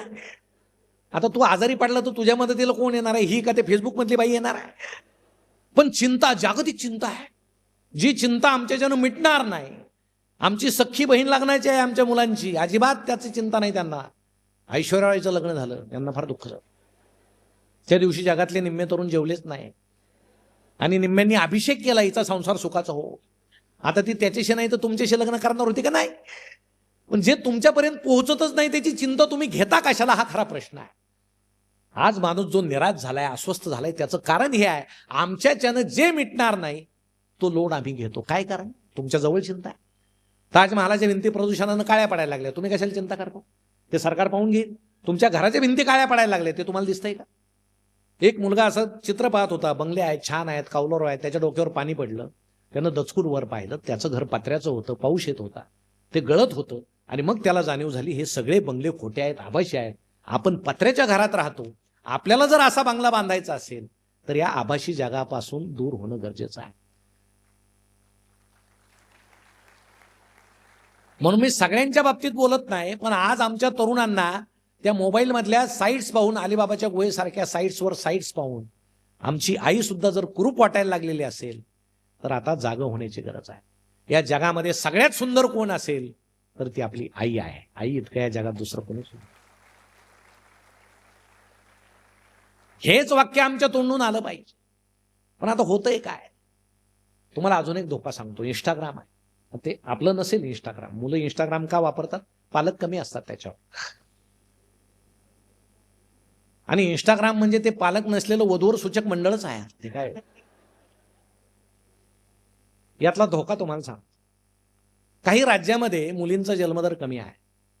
मी राज्यांची नावं घेत नाही, परंतु तिथले तरुण महाराष्ट्रातल्या मुलींचे अकाउंट शोधतात, त्यावर फ्रेंड रिक्वेस्ट पाठवतात. एखाद्या हॉस्पिटलचं चित्र असतं, MD MBBS काहीतरी डिग्री असते, त्याचा फोटो असतो. ही आमची ताई पाहते, वय असतं, पाहता पाहता तिला वाटतं डॉक्टर आहे, हॉस्पिटल आहे, काही हरकत नाही रिक्वेस्ट स्वीकारायला. ते रिक्वेस्ट स्वीकारते. मग तो चॅटिंग नावाचा रम्य प्रकार सुरू. 6-7 महिन्यानं काय होतं, तो सांगतो आता आपली ओळख झाली, मी डॉक्टर आहे, आपल्याला लग्न करायला काय हरकत आहे. पण तुझे आई वडील परराज्यात तुला येऊ देणार नाही, आपलं लग्न होऊ देणार नाही, तू गुपचूप निघून ये. मी फ्लाईटची व्यवस्था करतो, तो फ्लाईटचं तिकीट पाठवतो. मी तुम्हाला म्हणत नाही, पण अशा 2025 साली 40 ते 45 केसेस महाराष्ट्रामध्ये घडलेल्या आहेत, ज्याची नोंद पोलिसामध्ये आहे. ही मुलगी रात्री उठते, आई वडील झोपलेले असतात. जे आई वडील, आपल्याला थोडा ताप आला जरी ती आई रात्रभर आपल्या उशाशी बसून असते. आपलं थोडंसं दुखायला लागलं तरी ते वडील ताडकन उठतात, आपल्याला दवाखान्यात घेऊन जातात. आपलं हित जे पाहतात ते आई वडील झोपेत असताना आमची ताई गुपचूप निघून जाते, त्या राज्यामध्ये जाते, तो भेटतो, कुठे हॉस्पिटल, कुठली डिग्री, आणि मग तिच्या एक सत्य लक्षात येतं, याचा हॉस्पिटल नाही, हा डॉक्टर नाही, हा गुंडा आहे, हा मवाली आहे, हा गँगस्टर आहे. 40 केसेस झाल्या सर, 40 आमच्या मुली फसवल्या गेल्या, त्यातल्या निम्म्या परत आल्या. कोण सांभाळेल तुम्हाला? जे आई वडील तुम्ही एक गोष्ट लक्षात ठेवा, या जगामध्ये अंतिम सत्य एक आहे. तुम्हाला मित्र फसवील, मैत्रीण फसवील, समाज फसवील. दोनच व्यक्ती अशा आहेत ज्या तुम्हाला कधी दूर लोटणार नाही. एक म्हणजे आपली आई आणि दुसरे आपले वडील. त्यांच्यावर आम्ही श्रद्धा ठेवली पाहिजे. हे तरुण पिढीला सांगण्याची आता गरज वाटायला लागली. बाथरूममध्ये साधा साबणाचा तुकडा दिसला तर आम्ही लावत नाही. आम्ही सांगतो, मम्मी मला नवा साबण दे, हा तुकडा आहे. तुम्ही नवा साबण लावता, पण तुम्ही लक्षात घ्या तो तुकडा कुठं जातो त्याचा आपल्याला काही घेणं नसतं. आपण तो फेकून दिलेला असतो. तो तुकडा फेकून दिला जात नाही. तो तुकडा आमचे वडील लावतात. कारण त्यांना माहित आहे, आपल्या मुलाला, आपल्या मुलीला जर शिकवायचं असेल, त्यांचं भविष्य जर घडवायचं असेल, तर आपल्याला काटकसर करावी लागेल. ते नाही फेकून दिला जात. याची जाणीव, याचं भान आपल्याला पाहिजे. 6 पॅक मिळवा, तुम्ही मिळवले पाहिजे, व्यायाम केला पाहिजे. पण ते मिळवण्याआधी आपल्या उघड्या अंगाच्या बापाचे हाडं एकदा पहा, कोणासाठी वर आले, ते आपल्यासाठी वर आले. याची थोडी जाणीव जरी आपण ठेवली तर मला वाटतं पिरियडमध्ये आपलं जर लक्ष लागलं नाही, आपलं अवधान जर विचलित झालं आणि आपण क्षणभर आपली आई काय करीत असेल, वडील काय करत असेल याचं भान जर ठेवलं तर आपलं लक्ष सरांच्या अध्यापनाकडे जाईल. ही जाण आणि भान आपल्या मनामध्ये पाहिजे. ठीक आहे, या वयामध्ये आपण अनेक गोष्टी केल्या पाहिजे नाही म्हणत, त्या सगळ्यांनी केलेल्या आहे, बोलल्या जात नाही. पण त्या गोष्टी सुद्धा करताना अहो तुम्ही असं कर्तृत्व गाजवलं पाहिजे की कॉलेजमध्ये तुम्ही चालले की तुमचा मोबाईल नंबर बाकीच्यांनी मागितला पाहिजे की तुमचा मोबाईल नंबर द्या, तू किती छान कबड्डी खेळतो, किती छान क्रिकेट खेळतो, त्या मुलानं सुवर्ण पदक मिळवलं, तू किती उत्तम खेळाडू आहेस, तू चांगला कविता करतो, कथा करतो, तू अभ्यासामध्ये 1 नंबर आहे. असं असं कर्तृत्व असलं तर लोक मोबाईल नंबर मागतील ना. का आपणच द्यायचा बळजबरीने दुसऱ्याला? धरा का नाही, धरा एखादा फोन करा. का करायचा नाही, करा एखादा. अहो करायला काय, तुम्ही घराच्या आरशामध्ये स्वतःला पहा, आपल्यावर प्रेम करावं असं आपल्यात काय आहे, आणि नसेल तर ते निर्माण करा. जग तुमच्यावर प्रेम करेल. प्रेमाच्या मागं पळू नका, प्रेम तुमच्या मागं पळा. मस्तानीनं कुणावर प्रेम केलं? हा, बाजीराव. का केलं? बाजीराव पराक्रमी होता, बाजीराव शूर होता, म्हणून मस्तानीला वाटलं त्याच्यावर प्रेम करा. प्रेम पराक्रमावर केलं पाहिजे. आणि पुरुषाचं सौंदर्य कशात असतं? त्याच्या पराक्रमामध्ये असतं. ते त्याचं खरं सौंदर्य असतं, दिसण्यावर जाऊन. मस्तानी खूप सुंदर होती. असं म्हणतात तिच्या गळ्यातून जर म्हणजे पान जर खाल्लं तर तिच्या असं कंठातून तो रस पाझरताना दिसायचा, असं म्हणतात बरं का. ते काय आमची क्लासमेट वगैरे नव्हती, आम्हाला माहित असं. मग इतिहास सांगतो, ठीक आहे. आमचा एक कवी मित्र म्हटला, हे तर काहीच नाही, माझी मैत्रीण तिच्यापेक्षा नाजूक आहे. काय झालं म्हणे, ते एकदा ते प्राजक्ताच्या झाडाखाली बसली होती, डोक्यावर फूल पडलं तर टेंगूळ आलं म्हणे ते. म्हणजे तो चांगला कवी झाला पुढं. कवीच असं करू शकतात, दुसरं कोणी करू शकत. तर हे मी प्रेमाचं का सांगतो? प्रेम सुद्धा उदात्त असावं, प्रेम सुद्धा लायकी पाहून करावं, नाही तर आयुष्यामध्ये राळण्याशिवाय आपल्याला काही मिळत नाही. आपण मोहात प्रलोभनात पडलो का विषय संपला. तुम्हाला एक उदाहरण सांगतो. तुम्ही घरी गेल्यानंतर गुगलवर पहा, केकी मूस 40गावला जर तुम्ही गेलात, 40गावच्या प्लॅटफॉर्मवर जर तुम्ही उतरलात तर डाव्या बाजूला एक जुना बंगला आहे. तो बंगला कोणाचा आहे? केकी मूस नावाचा एक जगविख्यात छायाचित्रकार होता. टेबल टॉप म्हणजे तो काय करायचा, टेबलवर अशा काड्या ठेवायचा, दगड ठेवायचा, माती ठेवायचा, झाडाच्या फांद्या ठेवायचा आणि फोटो काढायचा. आणि तो फोटो असं वाटायचा हा काश्मीरमधला फोटो. इतकं त्याच्यामध्ये कौशल्य होतं. ते केकी मूसचं उदाहरण तुम्हाला मी का सांगतो? कारण तो मुंबईला विल्सन कॉलेजमध्ये शिकत होता आणि त्याची एक मैत्रीण होती निलोफर नावाची. तो ज्यावेळेस त्याचे वडील म्हटले आपण व्यवसायानिमित्त 40गावला जातोय, ते रेल्वेमध्ये बसले, ती वाटं लावायला आली, त्यावेळेस तो खिडकीतून तिला असं म्हटला, निलोफर तूही माझ्याबरोबर चल, मी मम्मी पप्पाला सांगतो आपण लग्न करू. तिनं सांगितलं उद्या परवाच्या या पंजाब मेलनं मी येईल, रात्रीच्या वेळेस 1:30ला ती पोहोचते 40गावला, आपण जेवण करू आणि मग पुढचं काय ते ठरवू, तू जा म्हणे. त्यांनी सासरू नयनांनी एकमेकाला निरोप दिला. हे त्या 40गावच्या बंगल्यात आले. दुसऱ्या दिवशी रात्री 1:30 वाजता त्या केकी मूसनं बुके घेतला त्या तरुण मुलानं. तो पायरीवर येऊन उभा राहिला की आता रेल्वे आलेली आहे, निलोफर येईल. रेल्वे आली तशी निघून गेली. दुसऱ्या दिवशी तो कसाबसा जेवला, 1:30 शिवाय तो जेवत नव्हता. पुन्हा दुसऱ्या दिवशी रेल्वेचा आवाज आला, पुन्हा बुके घेतला. दुसरा, तिसरा, चौथा दिवस, शेवटी त्यानं प्लास्टिकचा बुके तयार केला आणि मग तो पायरीवर येऊन उभा राहायचा. रेल्वेचा आवाज आला की पायरीवर यायचं, निलोफरची वाट पाहायची, गाडी आली तशी जायची, ती येत नसायची. किती वर्ष त्यानं वाट पाहिली निलोफरची? 50 वर्ष. तुम्ही घरी गेल्यानंतर गुगलवर केकी मूस टाकून पहा, 50 वर्ष. याला म्हणायचं उदात्त प्रेम. हे प्रेम आहे. इथं 5 मिनिट फार होतात. त्यात आता मोबाईलमुळे सोय आहे, आतूनच एखादा मेसेज पाठवायचा, तिकडून नो आलं तरी असं फिरायचं, काहीच झालं नाही वगैरे असं. हे असं करू नका, हे असं उदात्त करा. तो केकी मूस 2दाच बंगल्याच्या बाहेर आला, 2दाच. एकदा त्याची आई वारली, त्यावेळेस तो संभाजीनगरला अंत्यविधीला आला, आणि दुसऱ्यांदा पंडितजी नेहरू प्लॅटफॉर्मवर आले, त्यांचा फोटो काढायला तो बंगल्याच्या बाहेर आला. आयुष्यभर तो बंगल्याच्या बाहेर आला नाही. त्या निलोफरचं लग्न इंग्लंडमध्ये एका श्रीमंत मुलाशी झालं. हे प्रेम आहे, ह्या प्रेमाची व्याख्या आहे, आणि आम्ही त्याच्या नादी लागून आमचं आयुष्य उद्ध्वस्त करू. अहो, जुना काळ ठीक होता, राजपुत्र होते, राजकन्या होत्या, शूर होते, वीर होते. जर राजपुत्राला वाटलं या राजकन्याला आपण निरोप द्यावा, मोबाईल नव्हते, मग ती चिठ्ठी लिहायची. कशात द्यायची? ती कबुतराच्या चोचीत, नाही का, पाखरांच्या चोचीत. मग तो बरोबर त्या राजकन्याच्या खांद्यावर जाऊन बसायचा. तो काय राजकन्याच्या बापाच्या खांद्यावर जात नव्हता. म्हणजे पूर्वीचे पक्षी सुद्धा प्रामाणिक होते, आता मित्रांचा सुद्धा भरोसा राहिला नाही. पूर्वी पक्षी अगदी अचूक काम करायचे. तो काळ तसा होता. आम्हाला इतिहास का शिकायचा आहे? आमचा इतिहास सगळ्याच बाबतीमध्ये, शौर्य, पराक्रम, इतिहास, भूगोल, मराठी, सगळ्या बाबतीमध्ये आमचा इतिहास इतका उज्ज्वल आणि जाज्वल्य आहे. तो शिकल्याशिवाय आम्हाला या वर्तमानात उत्तम जगता येणार नाही. म्हणून जुन्याचं काही खरं नाही, जुनं ते काही खरं नाही असं म्हणू नका. कारण तेच बाळकडू घेऊन ही जुनी पिढी जगलेली आहे आणि आम्ही जगत आहोत. म्हणून या गोष्टी आम्ही भानावर आलं पाहिजे. कल्पना चावला सारखी मुलगी आहे. अहो, विमानाचा आवाज आला, हेलिकॉप्टरचा आवाज आला, पिरियड सुरू असताना बाहेर पडायची. सर सांगायची, तू बेशिस्त आहेस. मी शिकवताना तू बाहेर धावतेस. ती सांगते, सर अवकाशात कसलाही आवाज आला मला राहवत नाही, मला माफ करा, कारण मला अवकाशामध्ये जायचंय, मला विमानात बसायचंय, मला हेलिकॉप्टरमध्ये बसायचं. अभ्यास केला. पंजाबमधल्या एका खेड्यात शिकणारी ग्रामीण भागातली ती मुलगी इंजिनिअरिंग कॉलेजला गेली, तिथून नासामध्ये गेली, आणि नंतर कोलंबिया यानामध्ये बसून बाकीच्या अंतराळवीराबरोबर अवकाशामध्ये गेली. तिचं स्वप्न तिनं तिच्या जिद्दीवर पूर्ण केलं. कोलंबिया यान खाली येताना पृथ्वीपासून काही किलोमीटर अंतरावर त्याच्या भोवताली ज्या टाईल्स लावलेल्या होत्या, उष्णतारोधक, 32-35 हजार छोट्या छोट्या टाईल्स होत्या, त्यातल्या काही टाईल्स निसटल्या आणि त्या यानाचा स्फोट झाला. आणि कल्पना चावला आपल्यात राहिली नाही. पण जाताना तिनं हे सिद्ध केलं की जगामध्ये पहिली स्त्री अंतराळवीर कोण होऊ शकते? भारतातली एक मुलगी होऊ शकते. हे कल्पना चावला सिद्ध केलं. इतकी ताकद आमच्यामध्ये आहे, आमच्या मुलींमध्ये आहे. आता मला खात्री आहे सर, मला इथं खूप छान वाटलं. जितक्या मुली आहेत तितके मुलं आहे. नाही तर परिस्थिती वाईट आहे. सगळ्या मुलीच असतात, आमचे मित्र कुठेतरी कोपऱ्यात बसलेले असतात. हे दिवस म्हणजे तसे भयंकर आहेत बरं का. म्हणजे पूर्वी महिला हक्क समित्या होत्या, आता पुरुष हक्क समित्या स्थापन करायची वेळ आहे. आता आपल्या डोक्यावरचे फेटे सुद्धा यांनी घेतले, कारण त्या कर्तृत्व गाजवायला लागल्या. आणि आमचे कर्तृत्व मात्र इतरत्र असतात. आमच्या कला वेगळ्याच असतात. टपरीवर उभा राहिला तर कशी पिंक दूर जाईल 4 जणांच्या डोक्यावरून.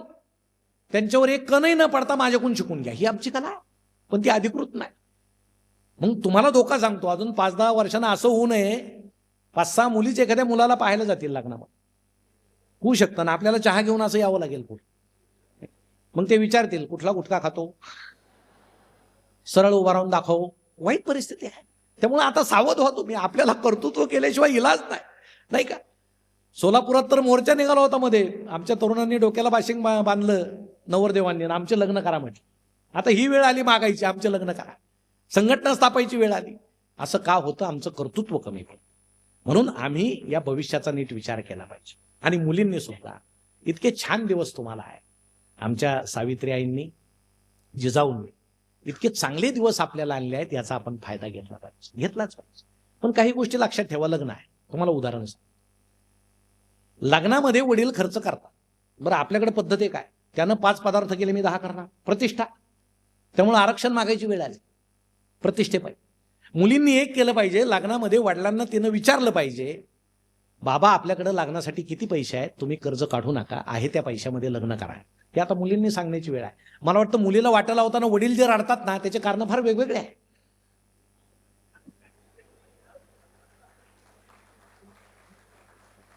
म्हणजे माझी मुलगी चालली याचं दुःख तर आहेच, पण एखादा सावकार दुरून हसतो त्याचंही दुःख आहे. मग कशाला ते प्री वेडिंग पाहिजे आपल्याला? ते आता नवीनच सुरू झालंय. आपल्या काळामध्ये नव्हतं. असे मोठमोठे कॅमेरे असायचे, अल्बम असायचा ब्लॅक अँड व्हाईट.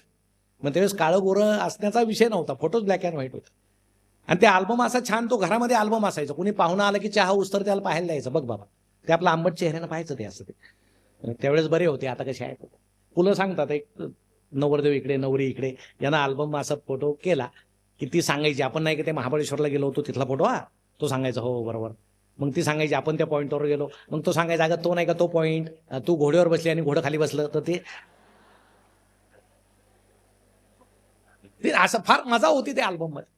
पण आता ते अल्बम फोटो वगैरे कालबाह्य झाले. आता काय स्पेशल इफेक्ट आलेले, स्पेशल इफेक्ट.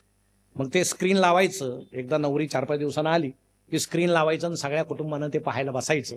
मग तुम्हाला सांगतो काय ते स्पेशल इफेक्ट. नवरदेव असा कबुतरासारखा पंख चिव चिव चिवचे असं इकडून, लगेच नवरी अशी चिमणीसारखी इकडून, ही आभाळामध्ये भेट झाली की वा वा वा वा. त्यात थोडी सुधारणा केली पाहिजे. मुलीचे वडील दाखवले पाहिजे जटायूसारखे असे पंख कापलेले, अशी जीभ वाचलेली. पुढचा हप्ता कधी आहे? कशाला करताय? गरज नाही. काय माहिती आहे प्री वेडिंग मध्ये? अहो पूर्वीच्या काळी अंतरपाठ धरायचे. का धरायचे माहिती आहे का तुम्हाला? आमच्या वेळेसही धरला होता. मी आजोबांना विचारलं का, ते म्हटले फोटो व्हिडिओ वगैरे काही नव्हतं. पूर्वी पद्धत अशी होती, वडिलांनी मुलीला येऊन सांगायचं अमुक गावातल्या मुलाशी तुझं लग्न जमलं, काळा गोरा काही माहिती नाही, हो म्हणायचं. एवढं नैतिक दडपण होतं. समाजाचं होतं, आई वडिलांचं होतं, सगळ्याचं होतं. मुलाला जाऊन सांगायचे ते अमुक मुलीशी तुझं लग्न जमलं, विचारायचं नाही कशी आहे काय, हो म्हणायचं. दोघांनी लग्नाला एकत्र यायचं, मुंडवळ्या बांधायच्या, 3-3 दिवस लग्न चालायचे, हळद लावायची, कलवऱ्या असायच्या, पण त्यांचे चेहरे एकमेकाला पाहू दिले जात नसायचे. मग लग्नाला उभे राहायचे, अंतरपाठवाले असे ताणून अंतरपाठ धरायचे, एकमेकाचा चेहरा नाही दिसला पाहिजे. दुष्ट माणसं होते ते, असे ताणून धरायचे. मग सगळे मंगलाष्टक झाले की शेवटच्या मंगलाष्टकाला अंतरपाठ खाली व्हायचा, आणि तो खाली झाल्यानंतर हार घालताना हे एकमेकाला पाहायचे. मग ती सांगायची अरे हाय काय पदरी पडलं पवित्र झालं, काय करता? त्यानं म्हणायचं अरे ही काय, ठीक आहे बाबा. अहो एकमेकाचा चेहराही न पाहिलेल्या माणसांनी 50-50 वर्ष सुखाने संसार केले. 50-50 वर्ष चेहरे सुद्धा पाहिलेले नव्हते. आणि आता लग्न जमल्यावर काय होतं, ते प्री वेडिंग येतं, व्हिडिओ वगैरे. चला तुम्ही किती छान दिसता लोक, आपण निसर्गात जाऊ. बरं निसर्ग जवळ नसतोच. सांगलीच्या अहिल्यानगरला, अहिल्यानगरच्या सांगलीला नाही का, मग तिकडे जायचं. मग डोंगरावर लोळा गावतात, मग हे व्हिडिओवालं लोळतं त्यांच्या मागं असं स्पेशल. धबधब्यात पाय सोडून बसा, बसले, डोक्याला डोकं लावा, लावलं का लावा, काय नाही लावायचं, लावा. सयामी जुळं, आनंद झालेला आहे, लावा. कोल्ड्रिंकची बाटली आणा, एकच बाटली तो 2 नळ्या, ओढा ओढा ओढा. ते मला अजूनही समजलं नाही ते काय भानगड आहे. कधी कधी ती फुंकते, हे ओढतं, असंही होतं ते. ती ओळखून घेते, बावळट आहे, काय अडचण नाही, सगळा प्रपंच हाच ओढणार आहे. आणि मग ते सगळं प्री वेडिंग असं ते सिनेमा लावायचा. त्यात इतक्या लग्नाच्या पवित्र कार्यामध्ये ते कोपऱ्यामध्ये प्री वेडिंग लावायचं, त्याला आता सेन्सॉर करायची वेळ आलेली आहे. ABC सर्टिफिकेट द्यावे लागतील त्याला काही दिवस. इतकं ते सगळं भयंकर झालेलं आहे. तुम्ही मला सांगा, लग्नासारख्या पवित्र ठिकाणी अशा गोष्टी दाखवाव्यात का? तुम्ही जरा खाली फिरून लोकांचा अंदाज घ्या, ते काय बोलतायत, तुम्हाला नावं ठेवतायत की तुमची स्तुती करतायत, आणि त्याला लाखो रुपये आपण वडिलांना खर्च करायला लावतो. काही गरज नाही. आमच्या मुलींनी लग्न जमल्यावर पहिली अट घाला, मी लग्न करील, प्री वेडिंग करणार नाही.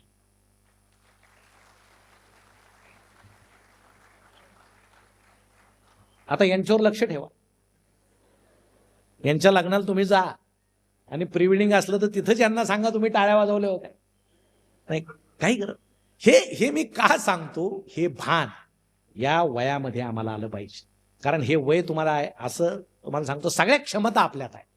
तुमच्यातल्या एखाद्यानं उठून सांगावं सर माझ्यात काहीच क्षमता नाही, चुकीचं आहे, क्षमता आहेत. तुम्ही समजा रस्त्यानं चाललेले आहात, पायामध्ये पेटके आलेत, थकलेले आहात, कधी गळून पडाल याचा भरोसा नाही. आता काय करावं, एखादं सलाईन घेतलं पाहिजे असं तुम्हाला वाटतं, शरीर थकलेलं आहे, आणि समोरून अचानक एखादा कुत्रा जाबडा वासून धावत आला, काय होईल?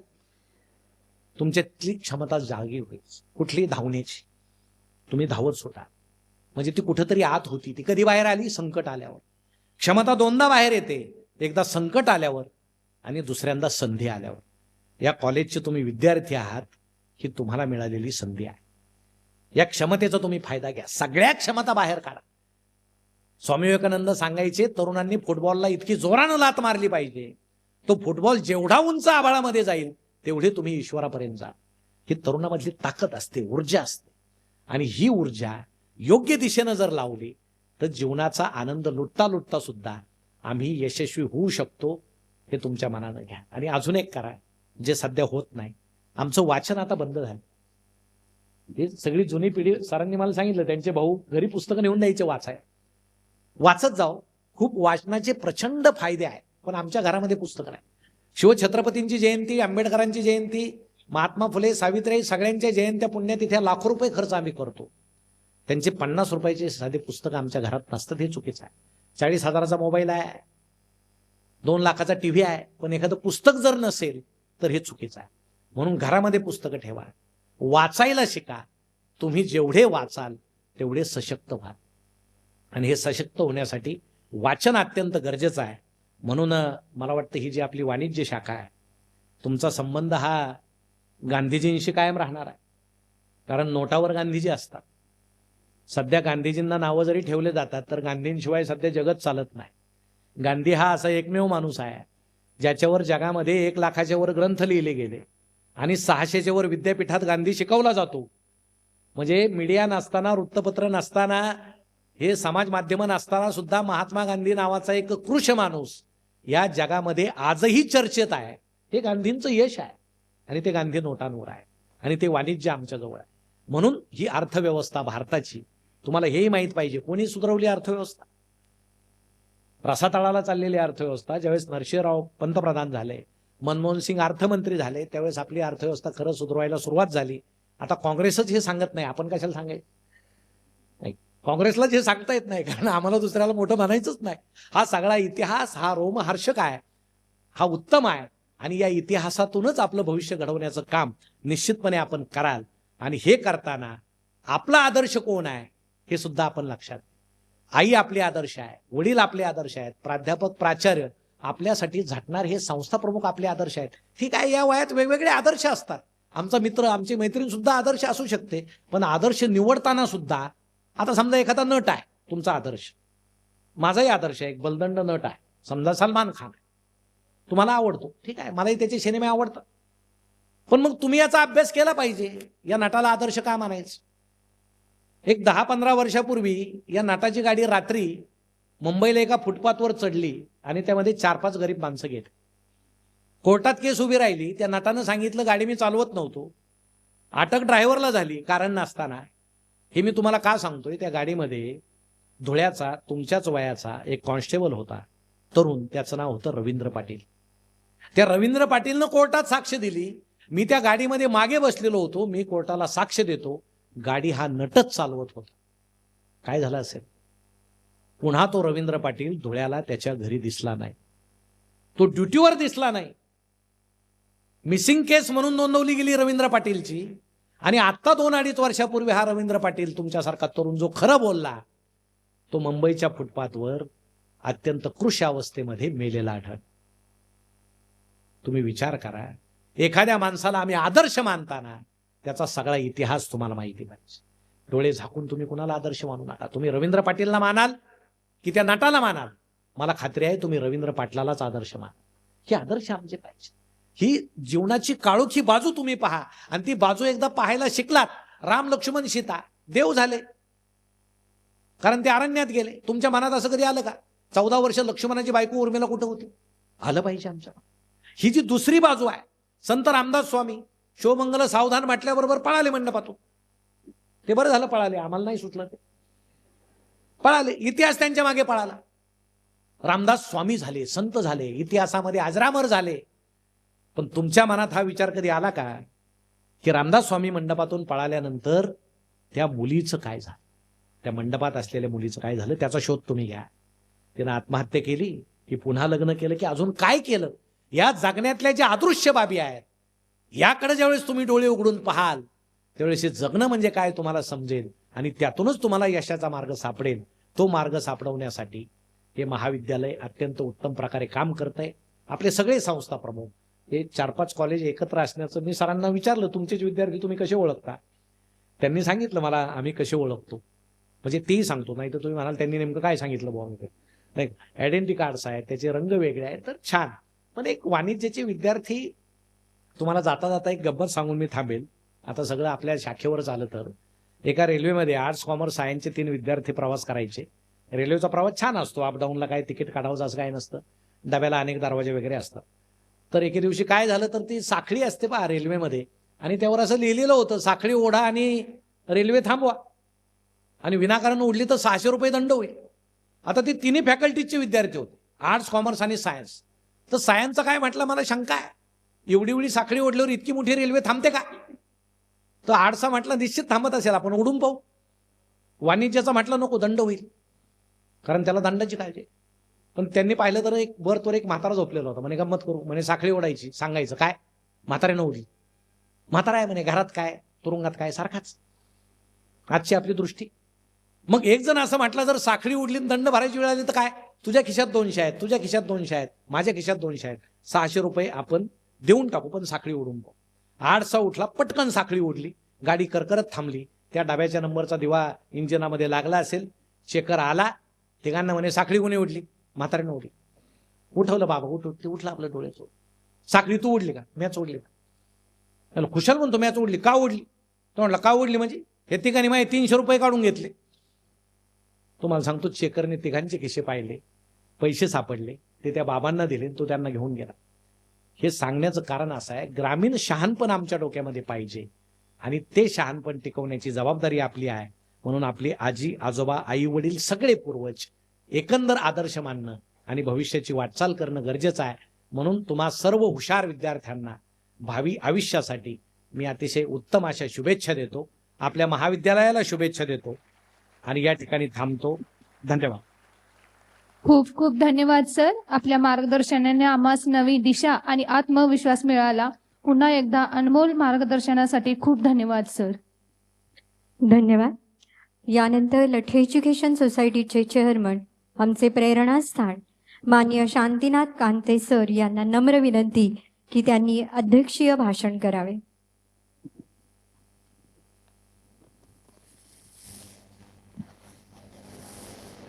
खरं म्हणजे डॉक्टर संजय कळमकरांचं व्याख्यान ऐकल्यानंतर त्या अर्ध्या तासामध्ये मी सुद्धा गुंगून गेलो.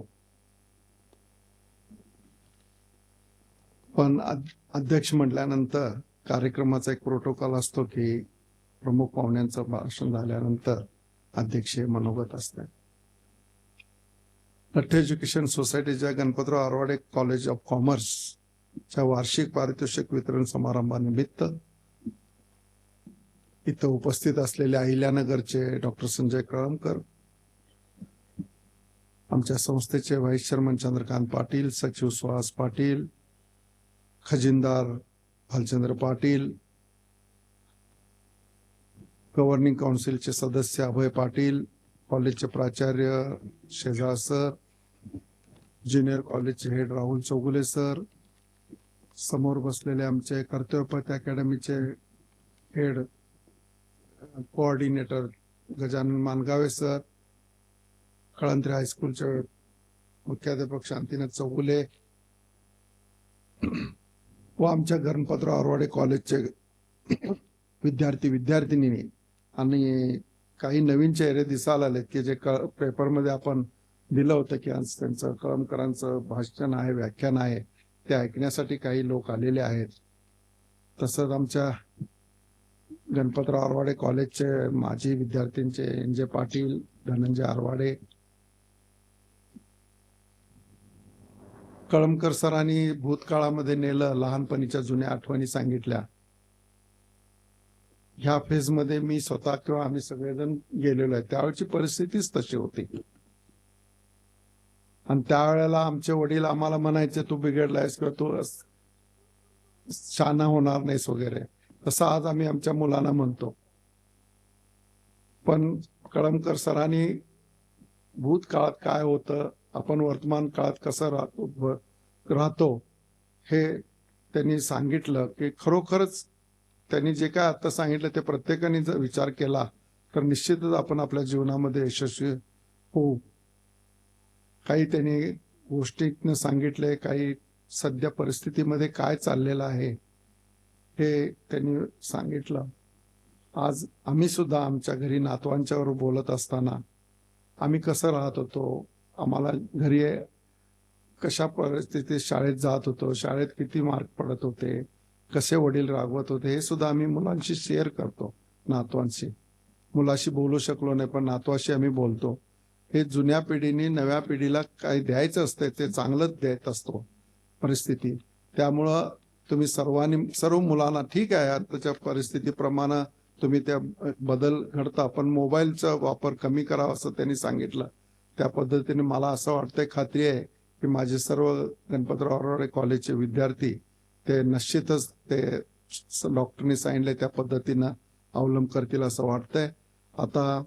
आता पारितोषिक वितरण कार्यक्रम जो आता होणार आहे, त्या विद्यार्थी पारितोषिक मिळवलेले आहेत. जे विद्यार्थी कलागुणा त्यांच्या यश संपादन केलेलं आहे, त्या सर्व विद्यार्थ्यांचं मी अभिनंदन करतो. आणि जे विद्यार्थी भाग घेतले नाही, ते येणाऱ्या पुढच्या वर्षी सहभाग घेऊन ते सुद्धा पुढच्या वर्षी पारितोषिक त्यांना बक्षीस मिळावं असं मी त्यांना शुभेच्छा देतो आणि माझे 2 शब्द संपतो. धन्यवाद सर. ज्या क्षणाची विद्यार्थ्यांना ओढ लागलेली असते, ज्याची ते आतुरतेने वाट पाहत असतात, तो क्षण येऊन ठेपला आहे. वार्षिक पारितोषिक वितरण. मी व्यासपीठावरील सर्व मान्यवरांना विनंती करते की त्यांच्या शुभ हस्ते आमच्या गुणवंत विद्यार्थ्यांचा सत्कार संपन्न करावा. प्रथम मकानदार चांदसाब महमद, बीकॉम भाग 3च्या ॲडव्हान्स अकाउंटन्सी विषयात सर्वाधिक गुण प्राप्त केलेले आहेत. 200 पैकी 168 गुण मिळवून यशवंतदादा मदवाना गुरुजी पारितोषिकाचा मानकरी ठरलेला आहे. कुमारी पाटील सिद्धी अभय, बीकॉम भाग 3ची ही विद्यार्थिनी सहकार विषयात 100 पैकी 84 गुण प्राप्त करून सौ सुनीता वसंतराव चौगुले पारितोषिकाची मानकरी ठरलेली आहे.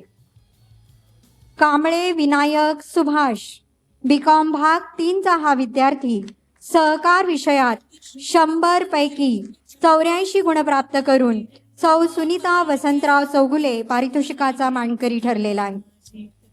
कुमारी महाजन प्रचिती संतोष, बीकॉम भाग 1ची ही विद्यार्थिनी अर्थशास्त्र विषयात महाविद्यालयामध्ये विद्यार्थिनीमध्ये सर्वप्रथम आलेली आहे. प्राचार्य डॉक्टर R.K. स्वामी अर्थशास्त्र पारितोषिकाची मानकरी ठरलेली आहे. 100 पैकी 86 गुण या विद्यार्थिनीने प्राप्त केलेले आहेत. देशमुख सर्वेश संजय, बीकॉम भाग 1चा हा विद्यार्थी अर्थशास्त्र विषयात महाविद्यालयामध्ये विद्यार्थ्यांमध्ये सर्वप्रथम. प्राचार्य डॉक्टर R.K. स्वामी पारितोषिकाचा मानकरी ठरलेला आहे.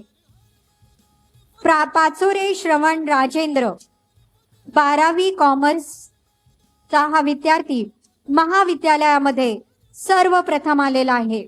कुमारी श्रद्धा श्रीनिवास मदवाना पारितोषिकाचा मानकरी ठरलेला आहे. 600 पैकी 565 गुण मिळवून या विद्यार्थ्याने महाविद्यालयामध्ये सर्वप्रथम येण्याचा मान संपादन केलेला आहे. सर्वेश पांडुरंग जोशी, 12वी कॉमर्सचा हा विद्यार्थी अकाउंटन्सी विषयामध्ये 100 पैकी 100 गुण प्राप्त केलेले आहेत. कैलासवासी सुंदरलाल चुनीलाल शहा पारितोषिकाचा हा मानकरी ठरलेला आहे. अथर्व आशिष कुलकर्णी, 12वी कॉमर्सचा विद्यार्थी अकाउंटन्सी विषयामध्ये 100 पैकी 100 गुण प्राप्त करून कैलासवासी सुंदरलाल चुनीलाल शहा पारितोषिकाचा मानकरी ठरलेला आहे. मकरंद रमेश साळुंखे, 12वी कॉमर्सचा हा विद्यार्थी अकाउंटन्सी विषयामध्ये 100 पैकी 100 गुण प्राप्त केलेले आहेत. सर्व गुणवत्ता प्राप्त विद्यार्थ्यांचे हार्दिक हार्दिक अभिनंदन. आमच्या महाविद्यालयाच्या बऱ्याच विद्यार्थ्यांनी चार्टर्ड अकाउंटंट परीक्षेमध्ये उत्तीर्ण होऊन यश प्राप्त केलेल्या या विद्यार्थ्यांचा सत्कार या ठिकाणी संपन्न करीत आहोत. मे-सप्टेंबर 2025 मध्ये झालेल्या परीक्षेमध्ये या विद्यार्थ्यांनी यश प्राप्त केले. अजय अरुण पाटील, स्वालिहा निसार गवंडी, राधिका श्रीकांत मालू,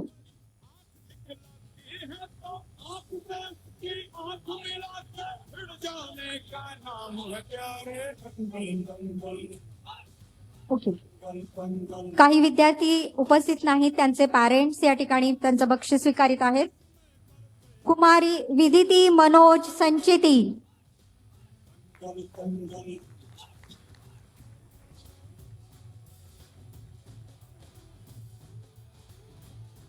प्रज्वल प्रवीण पाटील,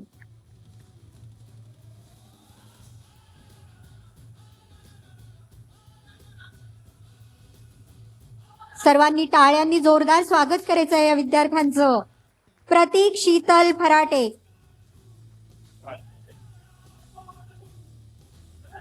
कोराम निलाय नगाडा, श्याम सुंदर विठ्ठल प्रसाद मालू. मी व्यासपीठावरील सर्व मान्यवरांना विनंती करते की त्यांच्या शुभ हस्ते आमच्या या विद्यार्थ्यांचं कौतुक करावं. लठे एज्युकेशन सोसायटीचे माननीय चेअरमन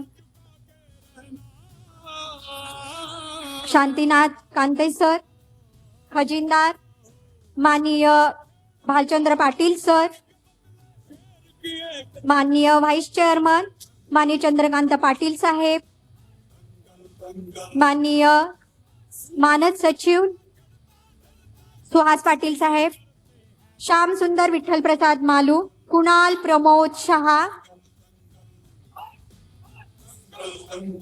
माननीय अभय पाटील साहेब, मानसी गुराप्पा करपट्टी,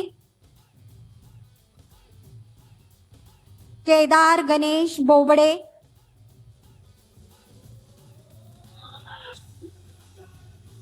माननीय सुहास पाटील सर यांच्या हस्ते सत्कार संपन्न होत आहे.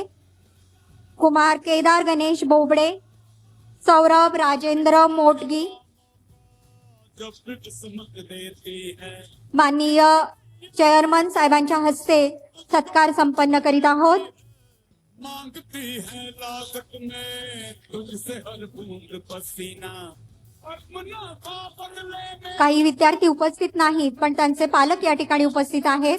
सर्वांनी जोरदार टाळ्यांनी या विद्यार्थ्यांचं कौतुक करायचं आहे. सौरभ राजेंद्र मोटगी, पल्लवी तहसीलदार या सर्व गुणवत्ता प्राप्त विद्यार्थ्यांचं महाविद्यालयाच्या वतीने हार्दिक हार्दिक स्वागत. शिवाजी विद्यापीठाच्या मेरिट लिस्ट मधील गुणवंत विद्यार्थ्यांचा सत्कार या ठिकाणी संपन्न करीत आहोत.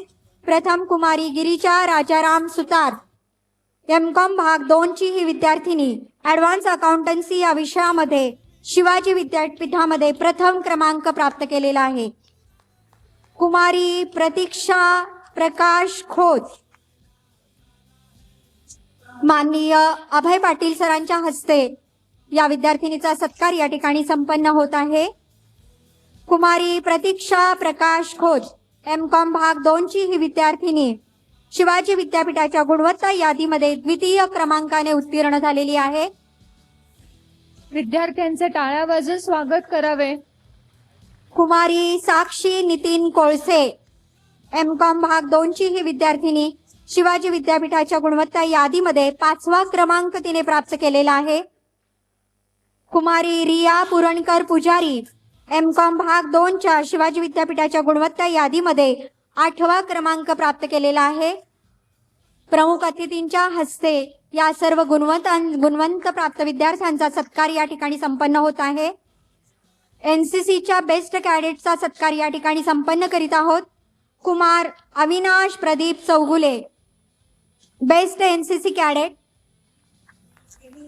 कुमारी Mrunali Parshuram Patil, best NCC cadet. यानंतर एनएसएसच्या उत्कृष्ट विद्यार्थ्याचा सत्कार या ठिकाणी संपन्न करीत आहोत. एनएसएसचा उत्कृष्ट विद्यार्थी पंकज युवराज मेत्रे, बेस्ट व्हॉलेंटियर म्हणून या विद्यार्थ्याचा या ठिकाणी सत्कार संपन्न होत आहे. व्यासपीठावरील मान्यवरांच्या शुभ हस्ते या ठिकाणी आमच्या गुणवंत विद्यार्थ्यांचा सत्कार संपन्न होत आहे. यानंतर क्रीडा स्पर्धेतील विजेते विद्यार्थिनींचे मान्यवरांच्या शुभ हस्ते सत्कार संपन्न होईल. पहिला गौरी महारुद्र बोळाज, बीकॉम भाग 1 पश्चिम विभागीय रोप मल्लखांब स्पर्धेसाठी शिवाजी विद्यापीठचे प्रतिनिधित्व. नवाज नौशद देसाई, बीकॉम भाग 1 अखिल भारतीय आंतर विद्यापीठ स्पर्धेसाठी शिवाजी विद्यापीठ संघात निवड झाली. श्रीनिवास संजय पाटील, बीकॉम भाग 2 अखिल भारतीय आंतर विद्यापीठ स्पर्धेमध्ये शिवाजी विद्यापीठचे प्रतिनिधित्व. सिया नितीन भंग, बीकॉम भाग 3 पश्चिम विभागीय आंतर विद्यापीठ बॅडमिंटन स्पर्धेमध्ये शिवाजी विद्यापीठाचे प्रतिनिधित्व. वैष्णवी मधुकर सूर्यवंशी, बीकॉम भाग 1 क्रीडा महोत्सव 2025 खो खो स्पर्धेसाठी शिवाजी विद्यापीठ संघात निवड. वैष्णवी मधुकर सूर्यवंशी, कृषी प्रशांत ठक्कर व श्रेया राजेंद्र देऊर बीकॉम भाग 3 अखिल भारतीय आंतर विद्यापीठ क्रिकेट स्पर्धेसाठी शिवाजी विद्यापीठ संघात निवड. सौम्या विश्वास पाटील बीकॉम भाग 1 राष्ट्रीय नेमबाज स्पर्धेत सहभाग. स्वप्नील प्रवीण खोत इयत्ता 12वी बारामती येथे झालेल्या शालेय राष्ट्रीय कराटे स्पर्धेमध्ये महाराष्ट्राचे प्रतिनिधित्व करत सुवर्ण पदक प्राप्त केले. पूर्ण भारत देशातून सहभागी झालेल्या खेळाडू मधून प्रथम क्रमांक.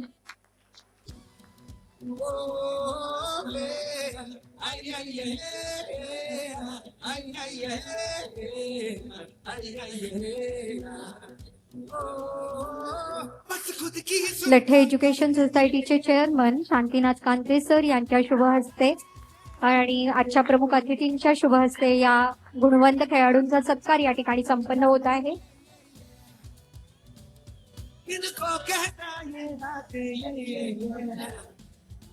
लठे एज्युकेशन सोसायटीचे मानद सचिव माननीय सुहास पाटील साहेब यांच्या हस्ते या गुणवंत खेळाडूंचा सत्कार या ठिकाणी संपन्न होत आहे.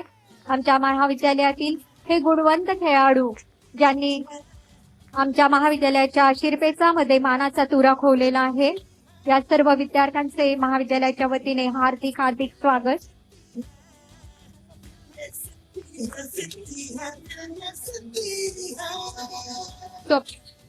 स्वप्नील प्रवीण खोत इयत्ता 12वी बारामती येथे झालेल्या शालेय राष्ट्रीय कराटे स्पर्धेमध्ये महाराष्ट्राचे प्रतिनिधित्व करत सुवर्ण पदक प्राप्त केले.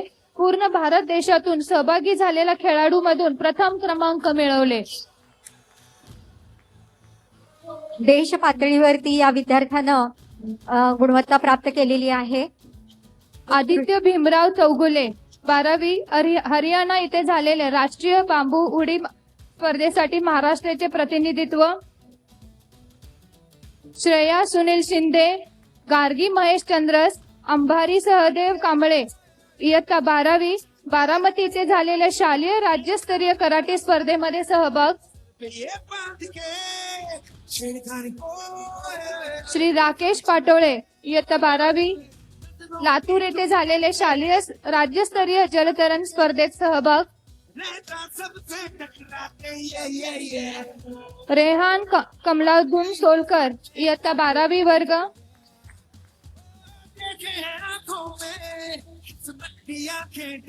रेहान कमलाउद्दीन सोलकर इयत्ता 12वी वर्ग मुंबई येथे झालेल्या शालेय राज्यस्तरीय रोलर स्केटिंग स्पर्धेत सहभाग. शीतल सतीश पारसे बीकॉम भाग 1 सांगली विभागीय बॉक्सिंग स्पर्धेत गोल्ड मेडल मिळवलेली. साहिल संजय पाटील बीकॉम BCA भाग 3 सांगली विभागीय व आंतरविभागीय गोळाफेक स्पर्धेत सिल्वर मेडल. उत्कर्ष विनायक ऐनापुरे इयत्ता 12वी वर्ग कोल्हापूर येथे झालेल्या विभागीय शालेय स्पर्धेत तृतीय क्रमांक मिळवलेले. उत्कर्ष उत्तम पाटील वर्ग 12वी. उत्कर्ष उत्तम पाटील 11वी सिंधुदुर्ग येथे झालेल्या विभागीय शालेय कुस्ती स्पर्धेत तृतीय क्रमांक मिळवलेले. निखिल सचिन काशी. पारितोषिक प्राप्त विद्यार्थ्यांनी आणि पालकांनी जरा वेळ थांबवून घ्यायचा आहे. निखिल सचिन काशीत व शिव ईश्वर पडळकर इयत्ता 12वी 11वी शिकणारे विद्यार्थी सिंधुदुर्ग येथे झालेल्या विभागीय शालेय कुस्ती स्पर्धेत सहभाग. अर्जुन अंबी इयत्ता 12वी सिंधुदुर्ग येथे झालेल्या विभागीय शालेय कबड्डी स्पर्धेत सहभाग. हर मैदान फतेह.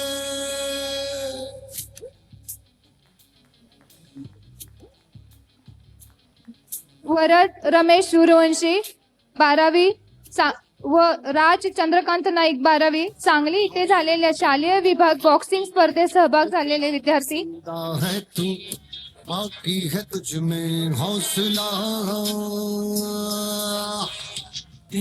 महाविद्यालयाच्या महिला बॅडमिंटन संघ श्रुती शीतल शंकरगौडा बीकॉम भाग 2, प्रियला विनोद मालू बीकॉम भाग 3, सिया नितीन भंग बीकॉम भाग 3, कृषी प्रशांत ठक्कर बीकॉम भाग 3, श्रेया राजेंद्र देऊर बीकॉम भाग 2 सांगली विभागीय स्पर्धेत प्रथम व कोल्हापूर आंतर विभागीय स्पर्धेत तृतीय क्रमांक प्राप्त केले.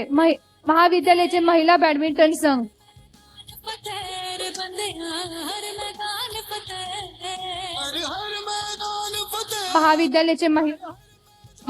महाविद्यालयाचे महिला क्रिकेट संघ कृषी प्रशांत ठक्कर, गायत्री चेतन थोरवडे, श्रेया राजेंद्र देऊर, नम्रता शंकर माळी, सायली विनायक पोळ, बसवल्या कल्याणी राजेंद्र शेनवाडे, रसिका अजय मोहिते, संचिता संतोष चौगुले, श्रुती दिगंबर गायकवाड, नम्रता विजयकुमार पाचोरे, सेजल श्रीकांत पाटणकर, रसिका संजय चव्हाण, आदिती दत्तात्रय बंडकर, ईशा सुनील माने, श्रुती अनिल पाटील, प्रतीक्षा धर्मराज मनकोटे.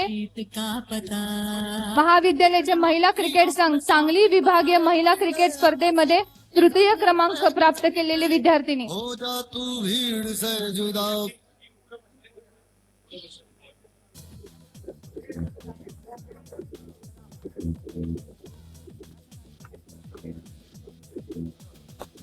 कुछ करिए नस नस मेरी खोले हाय कुछ करिए. यानंतर महाविद्यालयाचे महिला खो खो संघ बस बस बड़ा बोले अब कुछ करिए. आसावरी राजेंद्र तेरदाळे, ईशा सुनील माने, अमृता राजकुमार नवले, सलोनी केदार चिंबुरे, प्रियंका रामचंद्र पुजारी, तन्वी मिलिंद शिंदे, आदिती दत्तात्रय बंडकर, नम्रता विजय पाचोरे, शीतल सतीश पारसे, वैष्णवी मधुकर सूर्यवंशी, नम्रता शंकर माळी, श्रुती दिगंबर गायकवाड, ज्योती चंद्रकांत कोळेकर. महाविद्यालयाचे महिला खो खो संघ सांगली विभागीय महिला खो खो स्पर्धेसाठी चतुर्थ क्रमांक प्राप्त केले.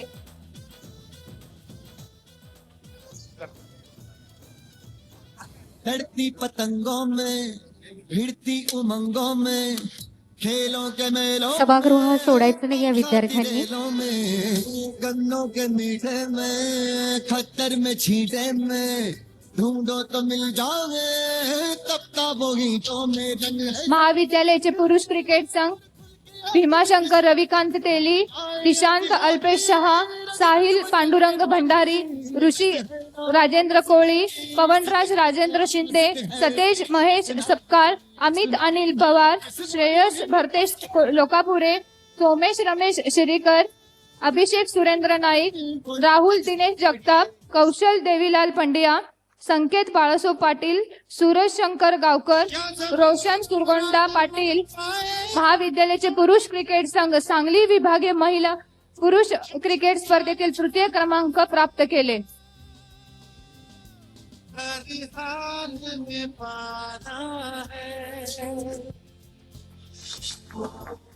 सर्व गुणवत्ता प्राप्त विद्यार्थी आणि सर्व खेळाडू या सर्वांचे महाविद्यालयाच्या वतीने हार्दिक अभिनंदन करीत आहोत. धन्यवाद. मी व्यासपीठावरील मान्यवरांना विनंती करते की त्यांनी स्थानापन्न व्हावं. लठ्ठे एज्युकेशन सोसायटीच्या Ganpatrao Arwade college of commerce Sangli या महाविद्यालयाच्या वार्षिक पारितोषिक वितरण समारंभासाठी उपस्थित आज प्रमुख पाहुणे म्हणून डॉक्टर संजय कळमकर सर आपल्याला लाभले. अतिशय छान आणि आपल्याला सर्वांनाच तल्लीन व्हायला लावणार एक चांगलं व्याख्यान या ठिकाणी संपन्न झालं. त्याबद्दल मी कळमकर सरांचं महाविद्यालयाच्या वतीनं आभार मानतो. तसेच आजच्या कार्यक्रमाचं अध्यक्षपद लठ्ठे एज्युकेशन सोसायटीचे चेअरमन आदरणीय शांतीनाथ कांते अण्णा यांनी भूषवलं. त्याबद्दल मी त्यांचंही आभार मानतो. या कार्यक्रमासाठी खास करून उपस्थित राहिलेले लठ्ठे एज्युकेशन सोसायटीचे व्हाईस चेअरमन चंद्रकांत पाटील साहेब, मानद सचिव सुहास पाटील साहेब, खजिनदार भालचंद्र पाटील साहेब, त्याच पद्धतीनं अभय पाटील सर असतील, मानगावे साहेब असतील, या सर्वांचं मी महाविद्यालयाच्या वतीनं आभार मानतो.